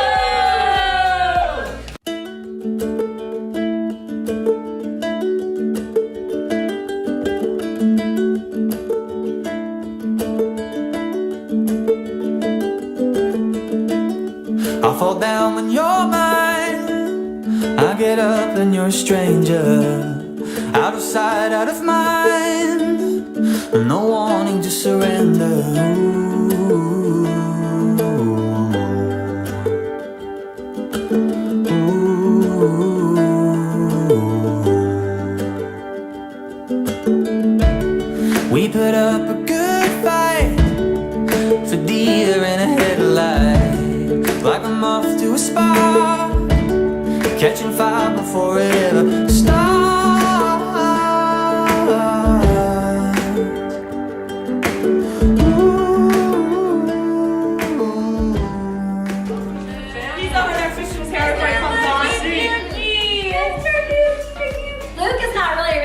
personality, which is great because there's just a lot of us Did Reds. we explain what her red personality Yeah, is? what is Red that? just- We don't need to explain it. Little Luke, when he came to our family, was only a couple months old, and I have to tell you, like they were like, "Let me show you the little baby," and she brought him out in his little car seat, and he literally the second I looked at him, smiled. It was like this beaming, huge smile. And I'm like, oh my gosh! Yeah, He started dancing. or he something. smiled because he knew he was. I started shaking his head. Okay, so this isn't very confusing. Literally, as we were finalizing their adoption, guess who came back to our home?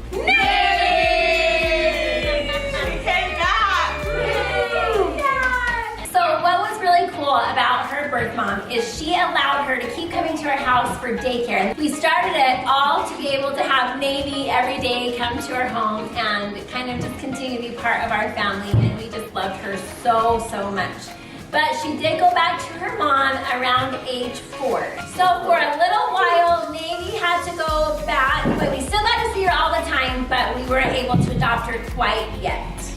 So what was crazy is right about the same time that Navy was returning back to her birth family, I found out I was pregnant, and it was a huge miracle because we hadn't been not trying for like 6 years, and we weren't able to get pregnant. And then all of a sudden, Janie was 8 years old by the time we had her, but we had kind of been trying to get pregnant for like 6 years. We were like thinking it would be a cool thing if we were to get pregnant, and suddenly we found out we were, and hey, Paisley! Well, you gotta come over here. I've been taking mornings slowly, waking up with the sweet sound of the birds, reading books and sipping coffee. I forgot how much I love getting lost in words. Well, it took us a while to get here.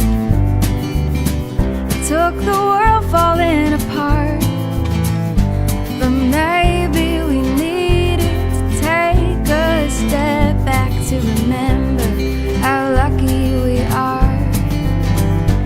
It's like time is falling asleep in the afternoon. Sunlight is keeping us warm. We were so excited to have little Paisley in our home. She was such a bright light, so sweet, and such a cute little tiny baby. One thing that was really different about her pregnancy is that first I was actually pregnant with twins, and one of the babies just kind of, I don't know, just something about the body wasn't right, and so I miscarried one of the babies. And so after Paisley was born, it just so happened, less than 2 years later, I was pregnant again, and you guys know who came next? Presley! Help me out, my long lost friend. Tell me all that could have been. And if I start to lose myself, a secret I could never tell. Oh, meet me down by the coast. I'll be waiting there for you until the ocean tides rise and swallow the sky.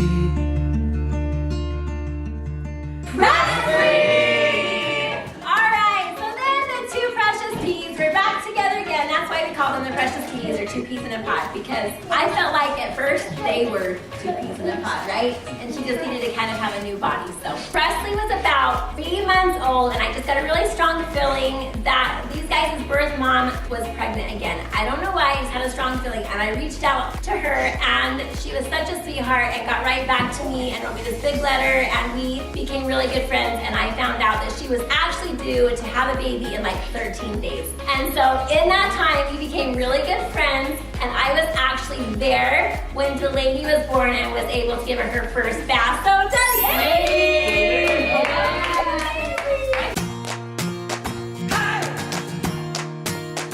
You and me, let's get together now. You'll see just how be. Hey, come on.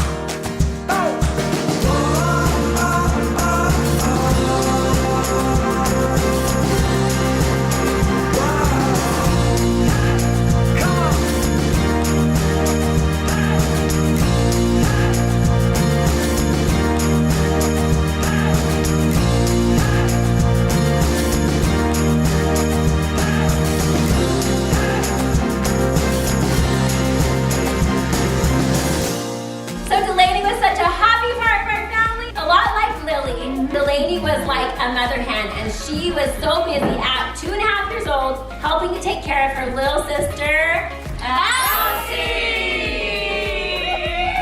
The red, our first redhead. Yes, our first redhead!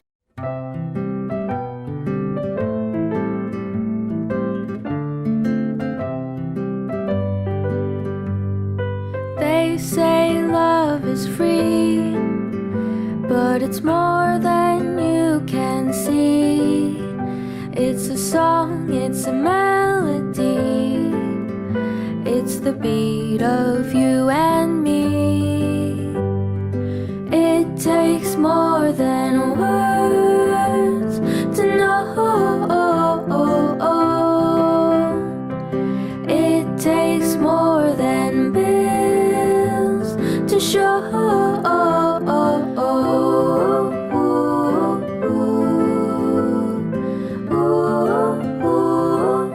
Elsie is just a bright beam of sunshine. She's always been happy, literally since the day that we got her, hasn't she? Even as a little baby, she was just always happy. She never cried. She just was always happy and When she jolly. wanted her mama, she'd laugh. That explains Elsie perfect. We didn't get Delaney at the very beginning. I was really good friends with her birth mom for several years, and her mom did great and loved them. And then it became time that she couldn't take care of them anymore with the situation she was in. And so we were able to adopt Delaney and adopt Elsie, and their birth mom just barely had given birth to Becca!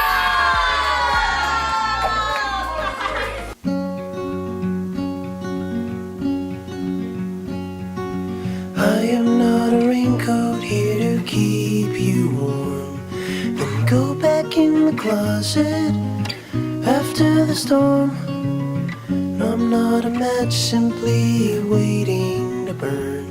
All I am is a friend, your friend till the end.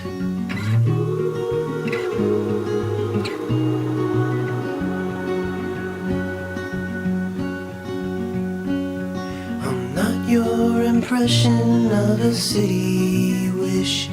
You loved more than everything you gave for it. And I'm not here to criticize the risk. All I am is a friend, your friend till the end. All I am is a friend, your friend.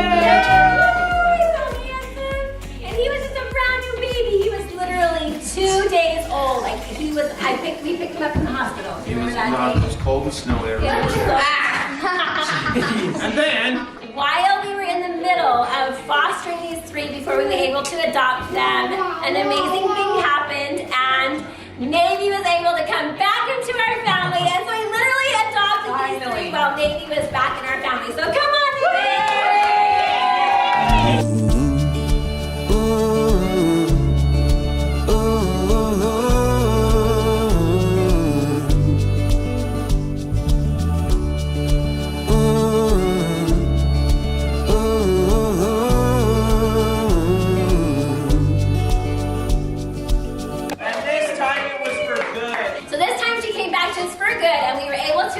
When she was 11 years old. It took 11 years to make that thing final. It was hard. It was rough, but then we had her and she felt safe, and we sure do love our Navy. Then the biggest surprise of our lifetime, especially mine at 45, I found out I was pregnant with Lester!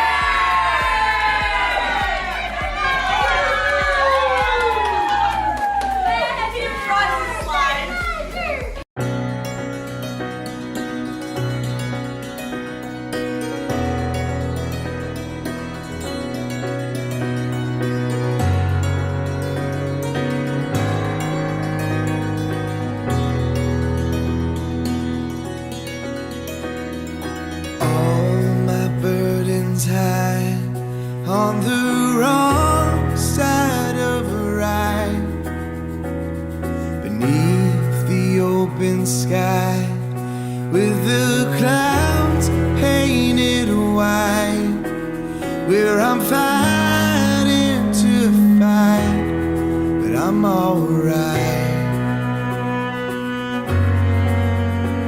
Not learning to live, where I'm fighting to fight, but I'm alright. It's such a huge surprise, but such a sweet surprise. We just love our little ledger, huh guys? So that is how we became this big, huge, happy family. I mean, sometimes we're not happy, obviously, because we're normal, but this is how we all came into the family. So now you guys know how we became Not Enough Nelson! Their heart had stopped beating. She was pregnant. In fact, she was due in like 13 days. At this point, I had 11 kids, and I was really worried about if I would be able to handle that many kids. The police called me and had me come and pick up. I know I can climb up, 'cause you're the ground beneath it all, and you make anywhere feel like home. Home isn't where we live, it's living by your side. Oh, and I can't imagine any other way, the way our world needs your touch. Your touch in every space, and now it makes any place feel like home.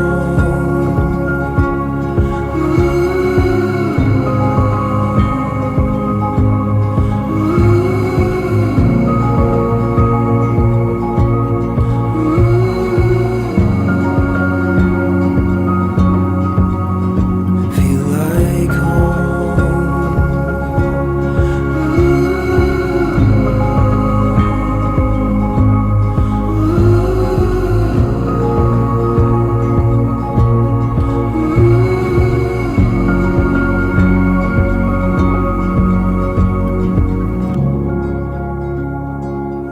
And now it makes any place feel like home.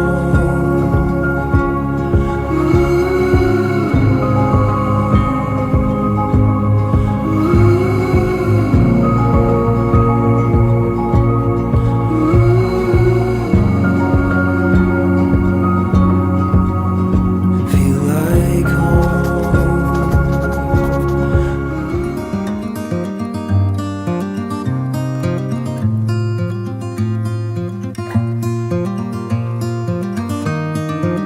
Hey guys, welcome back to Not Enough Nelsons. We are on part 4 of why I adopted 9 kids. And so where I left off, guys, if you haven't watched the other episodes, please go back to watch those, because it will lead all together at the end and you will see how all the crazy miracles came together.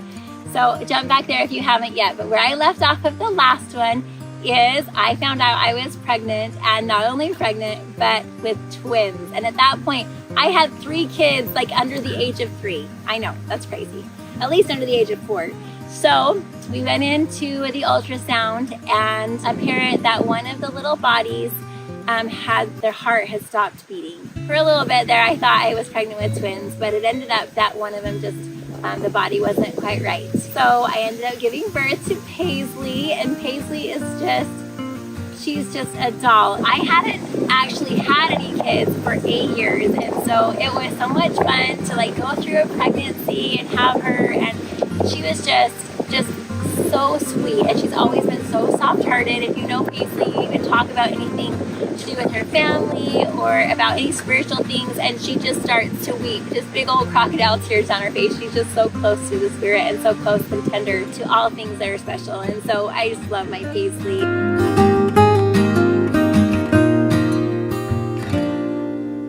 We were at 10 kids at that point. We pretty much thought we were done. We're like, okay, I think we're done. Like we've had a bunch of kiddos. We have found all the kiddos that we had like promptings to find, and we thought we were done. And then, surprise, I was pregnant again. And this time it was with Presley. The second I found out that she was a little girl, I think the spirit just told my heart that was her back when she was with Paisley, and I was gonna have twins, but that body just wasn't right for her, and now her body was right, and I was able to have her, and she's just such a delight to our family. So if you know Presley, she is just feisty and fun and just excited about life, and she's so inquisitive, and she's smart, and she's just got all of these fun attributes, and she's much like Cassidy, pretty stubborn, but I'm sure that that stubbornness is going to lead her down great paths where she will accomplish great things, and I just love my Presley.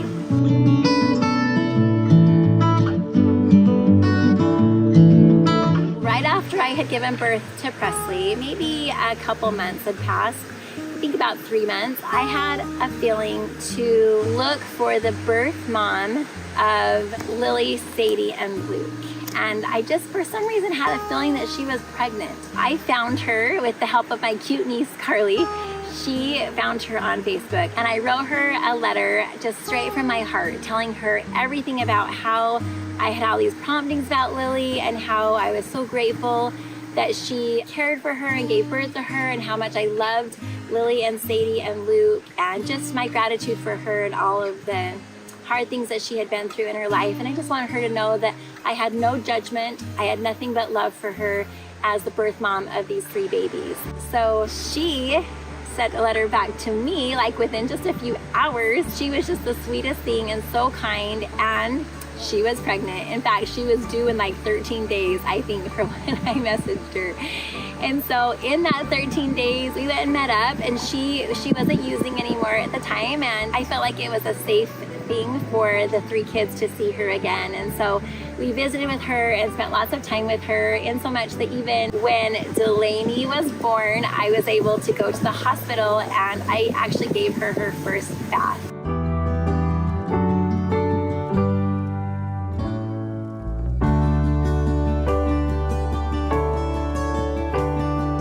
From that time forward, it was love at first sight. Delaney was absolutely adorable. Delaney is so full of just life, and she just loves everything sporty, and she's a fighter. She has been a fighter since the moment she was born, and she just has this strive and zest for life, and she is not going to let anyone put her down or tell her what to do. She is going to accomplish what she wants to accomplish, and I love that about Delaney. So I stayed in touch with her mom, and if you watched part 2, you'll remember that I learned very early in my adoption life that birth moms are to be treasured and to be loved, and we loved their birth mom, and so we visited her often.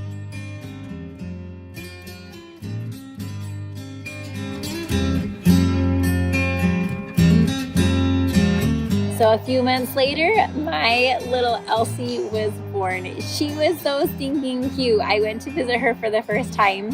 She was just out of the hospital, and she had that bright red hair. So sweet, and I just loved her immediately. She was adorable. Her biological mom was still doing really good at that time. Both Delaney and Elsie were with her. And then a few months later, I got a call, and I won't go into details, but the DCFS needed me to take Delaney and Elsie, and not only them, but they had found that their biological mom was also pregnant. You know, it's a little tricky. I wish I could say I was just so excited to have them, but at this point I had 11 kids, and I was really worried about if I would be able to handle that many kids. I already felt so divided by my 11 kids, and so at this point I was already kind of overwhelmed as the mom of that many kiddos. I was very prayerful about it, and so was Benji, and I went to sleep, and as I was coming out of my slumber that next morning, I just was like asking the Lord, like, what am I gonna do? I am already so divided. I don't know if I can handle this. And just clearly as day, he said to me, you will not be divided.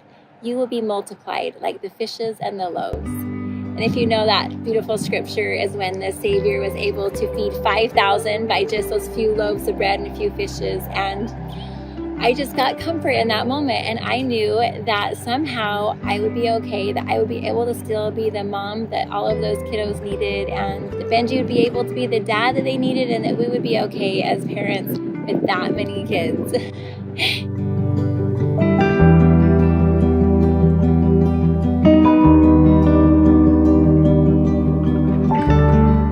So during that that time, I was fostering Delaney and Elsie, and I got to know Elsie better. Elsie is so fun-loving and just sweet. She's always giggling, always happy. In fact, like, it's crazy. Everyone around her can be sad and miserable, and she finds a reason to giggle. I just absolutely love my Elsie. And so we got closer and closer, and pretty soon it became time that their birth mom was going to deliver a little guy. I won't share the details of what happened, but the police called me and had me come and pick up our little Beckham from the hospital. He was only 2 days old, just teeny tiny. And Benji and I drove there, and it was a big snowstorm, and we got there and we walked in, and there he was in this little car seat, all buckled in, ready for us to take him. Just this perfect, sweet little brand new baby boy. It was surreal to think that he was going to be ours. And so we were able to take him home and just love on him. And then just a few months later, we were able to adopt all 3 kiddos. Again, another sibling group of 3 under 3. But now Lily was the gatekeeper to 6 siblings being adopted by our family.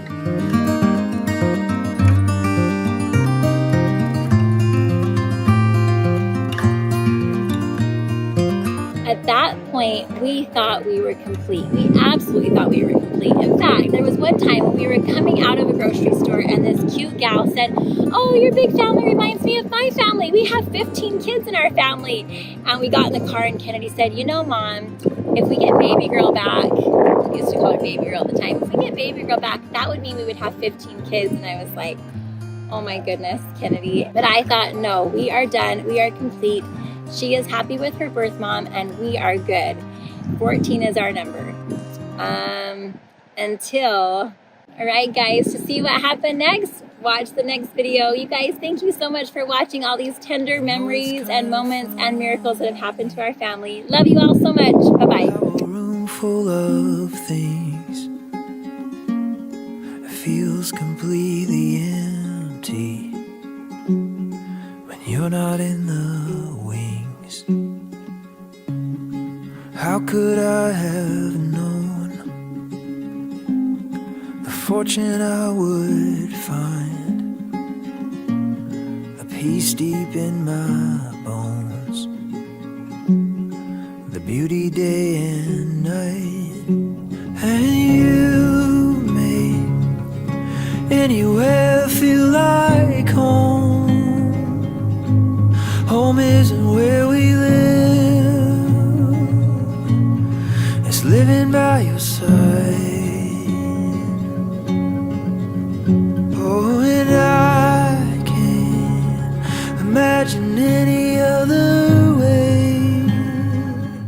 If you were to change your name again, what would you pick?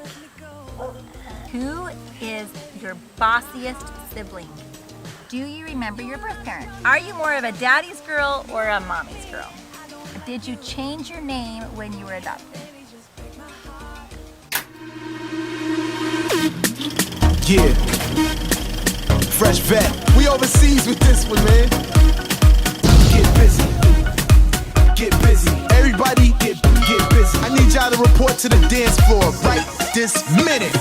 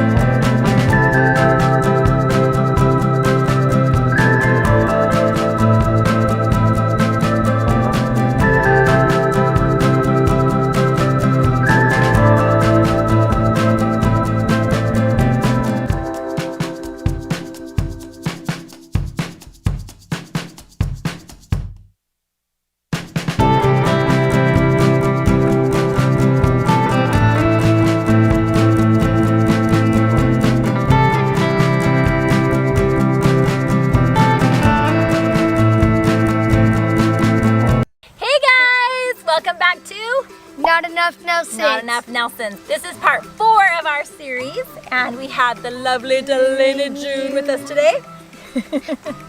And we're gonna start with your questions. Some of them are about adoption, other questions are just some of our favorite things, and let's get going. Are you guys ready to know my name before I was adopted? If so, subscribe down below. Hit the notification bell. Give us a big thumbs up. And follow us on Instagram and Facebook. Okay, here we go. Would you rather never skateboard ever again or never have pizza ever again? That was a good question. Never have pizza again. Never have pizza. Oh. And she loves pizza, so she must really love skateboarding. Okay, what grade are you going into? 3rd. 3rd grade.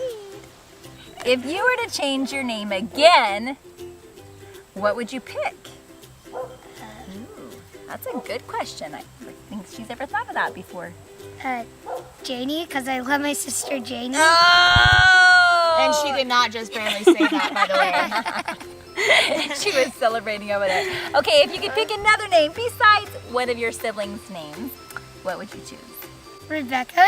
Rebecca, did you change your name when you were adopted? Don't say what it was, but did you change your name when you were adopted?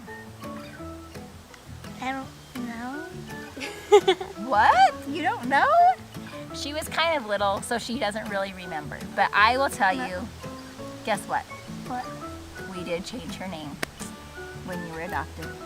Would you like to know what your name was? Should I whisper in your ear and then you can tell everybody? Because I think that's the next question. No, wait, it's not the next question.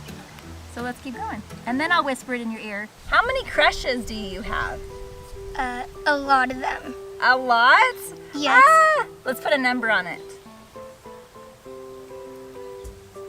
I have a lot of them. Most of them I like in my class and most of them in the circle. Whoa, we live by a circle, and so she likes a lot of guys in the circle, I guess, and a lot of boys in class. Give me a number. I need a number.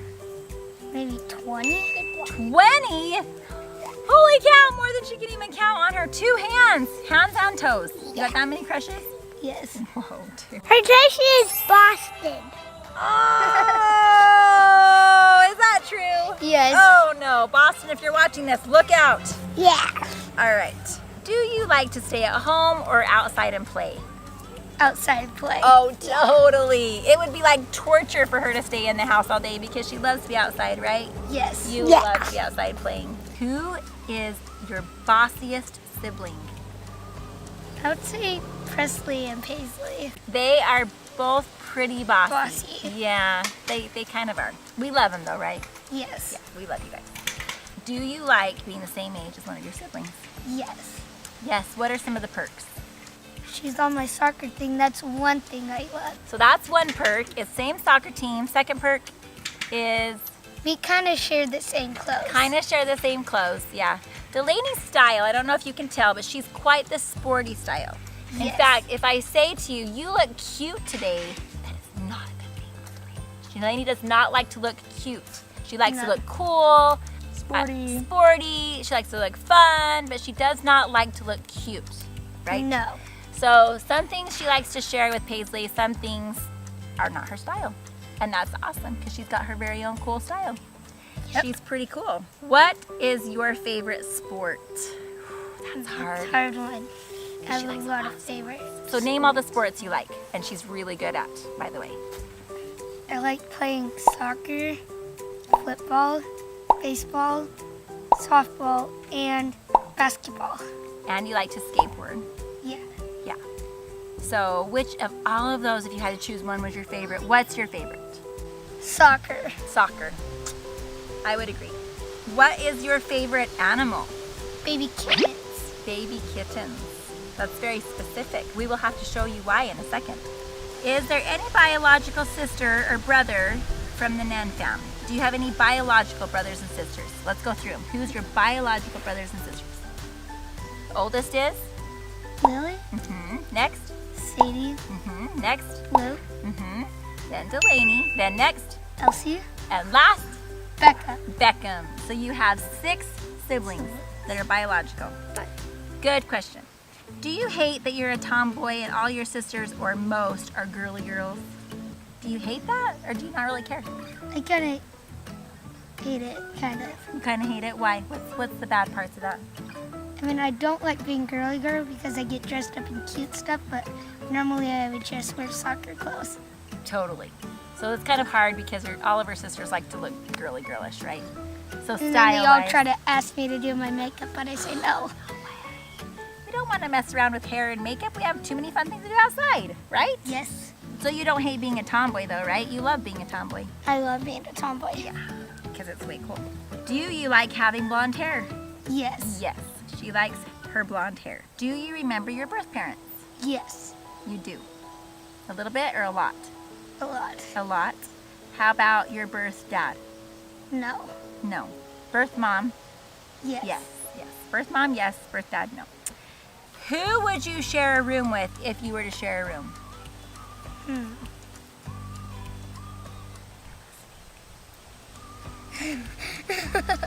I would say my parents' room. My I love it because that will never happen, but that's funny. I like that. I like that you would like to share a room with me. You'd be probably a fun roommate. Yeah. Yes. Yeah. But kind of noisy.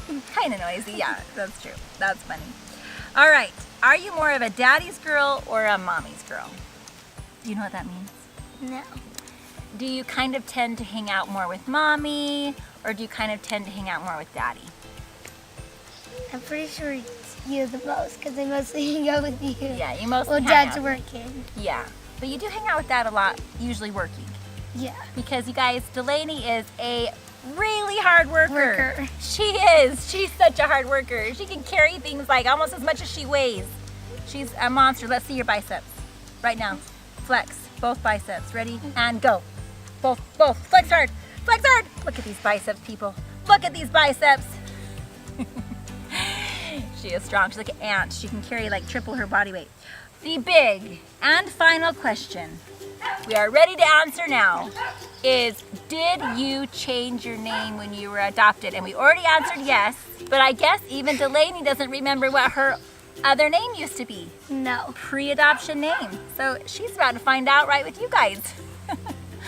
Are you ready? Yes. Her name was Kenley. Kenley? Kenley! She doesn't even remember, but that I was do her not name. remember. So cute, Kenley. And let me tell you where that came from.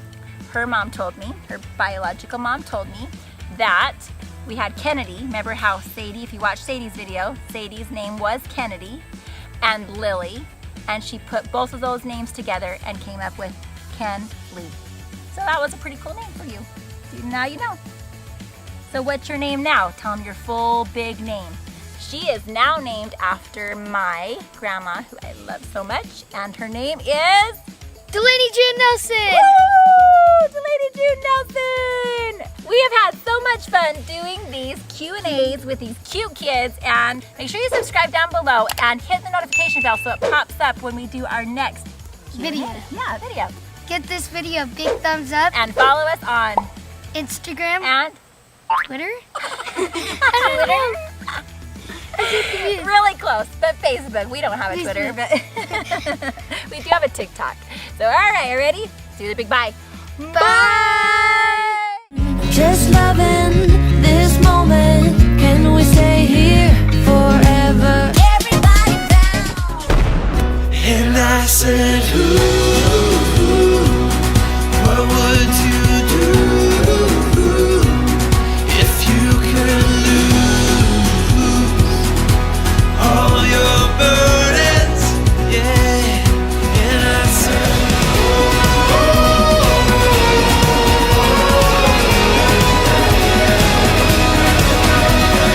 Sibling group, right? So how many is in your sibling group? 6. 6. So at first when you came, you just had you and Sadie and Luke, and then later we had Delaney and Elsie and Becca. So I remember when we were fostering Elsie and them, I was like, Mom, please let Elsie sleep in my room. That was not her name back then, but I was so convinced that I could wake up, change her diaper, get her a bottle, and then I woke up the next morning. I was like, where did she go? And you're like, she was crying and didn't wake up. She needed a bottle. She needed So- a diaper change. It's okay. You've just always loved babies. Are you so excited you're gonna have a little baby nephew for Yes, you soon? very excited. Oh my gosh, little auntie right there. Literally, Lily cried, I think, harder than anybody when she found out she was having It's true. A little nephew or niece. It's so fun. Lily just loves babies. You're gonna make a really, really good mom one day. That is for Thanks. sure. Learn from the best, so. Oh, thank you. That is a very nice compliment. I don't know if you remember it. It was so sweet. Like, we were listening to a song and I had Luke because he was just a little baby, and then Sadie came over and I picked her up, and then you came over and I was like trying to hold all three of you. We were like dancing to the song. Do you remember that at all? It was so cute. It was definitely a heart picture for me because I was like, I have my three little babies and they're so sweet. They were like all under 3, so 3 under 3. All of them just were tiny. Sheesh. I know, it was a lot, but you made it really easy. You've always been such a good kiddo. Do you have any other memories from when you were little? I remember sharing the Cinderella room with Janie. Oh, I don't know okay. why that is a very like clear memory, but I just remember sharing a Cinderella room. All right. And it was like one of my favorite. Our beds were like the pumpkin things, you know, like the metal things. Yes, yes, I remember that. That was a cute room. Yeah. Those beds were horrible to put together. Yeah, but they're Like fun to like 1,000 climb pieces. on. That's a fun memory. And I just want to say, any of you who are like struggling or going through hard things with either like family or anything with adoption, just know that I hear you and I feel for you, and I've been there, and it's honestly one of the coolest / neatest things that has ever happened to me. So It's gonna be okay. It's gonna be okay. Let's keep moving forward, right? And you're cool. Yeah, and you're cool. You got that from Lily Nelson, so you know. Yeah. You know you're right. I will be making some merch saying #cool. You are cool. Thank you. Good job. All right, on to Sadie. Just loving this moment. Can we stay here forever? I'm loving this moment. Can we stay here together?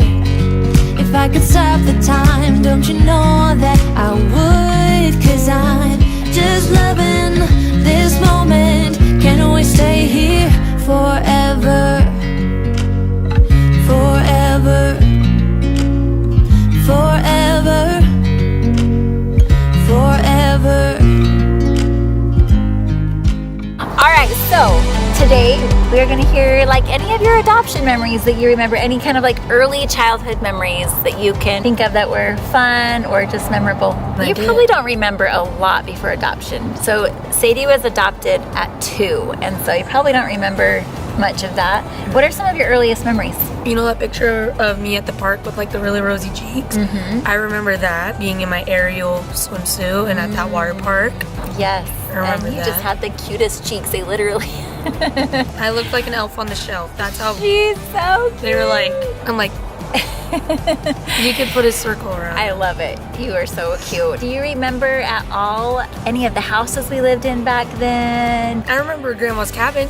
All right. I remember that. All right. Do you remember that video that Danny took of Lily at... Lily was totally fine, so don't be concerned. Lily was fine. Right after it hit her, she bounced right back up. She didn't even It was cry. so funny. She was standing like right there walking by in this swing. It's like a wooden one you sit on, and you just see like her go boom when she flew up in the air. We'll have to show them. Any other memories that you have when you were little? I have a lot of memories of that one cabin with Grandma, and I have a memory of me and Luke fighting in the bus. Cassidy, being the naughty big sister teenager that she was, these guys were fighting over something, and she just pulls out her phone and starts filming it instead of trying to fix it. I'm in the front of the bus. I can't even get back there to help, and thanks, Cass. I remember a lot of road trips in the bus. Like, it was so fun because we'd watch movies and like stay up until we got there. Lots of Disneyland trips. That was like our big thing, was going to Disneyland. Like, that was the best thing before like we started YouTube, I think. Yeah. Like, even before then, like Disneyland was like a really big thing for us. I remember taking pictures in our little costumes for Christmas. I think it was like pajama ones. I got the Cinderella one. Everybody had a different princess that we had them and got a little doll and that same princess. That was really fun and cute. This video is kind of to help people see what an amazing thing adoption is. And so do you have any like, I don't know, just any good memories or advice for people that are in that situation, advice for kids who are newly adopted or anything like that that you would like to give or share? Any advice that I would give is not being ashamed of being adopted. That was one thing that I went through like 5th grade and stuff. Honestly, you just gotta be proud and just realize that you're in a better situation. So big thing too is if your biological parents did stuff or just make you feel really angry inside, learn to forgive them, because that's going to be like the biggest breakaway for yourself. Letting go of that anger. And it's really hard. Some of the ways that I've helped my kids kind of just feel a little bit better inside about their biological parents if they are having a hard time is just to kind of remind themselves that they had also really hard times being brought up, and so just forgiving them and just realizing that maybe they did the best that they could with what they understood and knew and their capability. Just forgiveness is always kind of the best route. And today I didn't even realize that we were filming the adoption video, and I actually came home to my mom because I was thinking about a lot of adoption. Some parts that are like really touchy, and it's gonna probably be different for every kid, is drug abuse. And when my birth mom passed away, I wasn't like close and didn't know that much, but like for some odd reason it was like a really hard thing to do, was to go see her. And because I hadn't seen her in like, I don't even know, 8-9 years. And so like I came home and we were just talking about it in class, and it just like was really touchy for some reason. And I felt like Heavenly Father like just kind of put that in my heart to like be like, she was struggling too, and like you're not gonna end up like that, you're gonna be just fine, and just forgive others, forgive yourself, because it's not your fault, it's never been your fault, just with the circumstances that were going on, you know. And your parents were going through something too, they couldn't find their way out, but with you being adopted, that's like a huge help. Do you feel like you have to forgive yourself? What part do you think that you have to forgive yourself for doing? Because you didn't do anything. You think to yourself like, was I not enough? Why didn't they love me? Why didn't they keep me? Really? So many of my kids have felt that way, like somehow they could have stopped it or somehow they could have helped the situation, but if you think about it, you were 2. You couldn't even talk yet. How could you have helped? You know what I mean? That's exactly how a lot of you have felt, and it's very interesting. So I think a big part of it is realizing that none of it was your fault, that you were just a perfect little child just dealing with the world around you, and then, like you say, forgive. Knowing she did the best she could. And she like gave us something that we could have like never imagined, was coming to a home that we were safe, that we knew like we were going to be loved and just watched over, and especially with the gospel, and like that's just the overall big thing. Parents and Heavenly Father, that's the best duo you can have. Best duo you can have. And both of my parents have very strong testimonies and have always been very good with kids, so it makes it even better. Literally the one thing that I did was like praying a lot, and after that one last visit was just praying nonstop and asking just forgiveness, kind of just like the personal anger of like, why'd she let that happen, and honestly it was my fault, I could have done something. And crazy how our minds do that. We like take upon us the things that other people did that weren't even anything to do with you, right? Everybody has their own thing going on, and like when you figure it out, it's gonna be the best thing ever. Like you're gonna look back and be like, that's crazy that happened and I got through all of that, and I'm a good person, and just knowing that you're already enough. You know, it's just hard being a kid. I think a lot of times you end up feeling like it's your fault no matter what happens, and it's not. Like you are just perfect, and you're just doing the best you can being a kid. And the big people in your life, their situations and their stories that they're writing and their things they're going through are not your fault.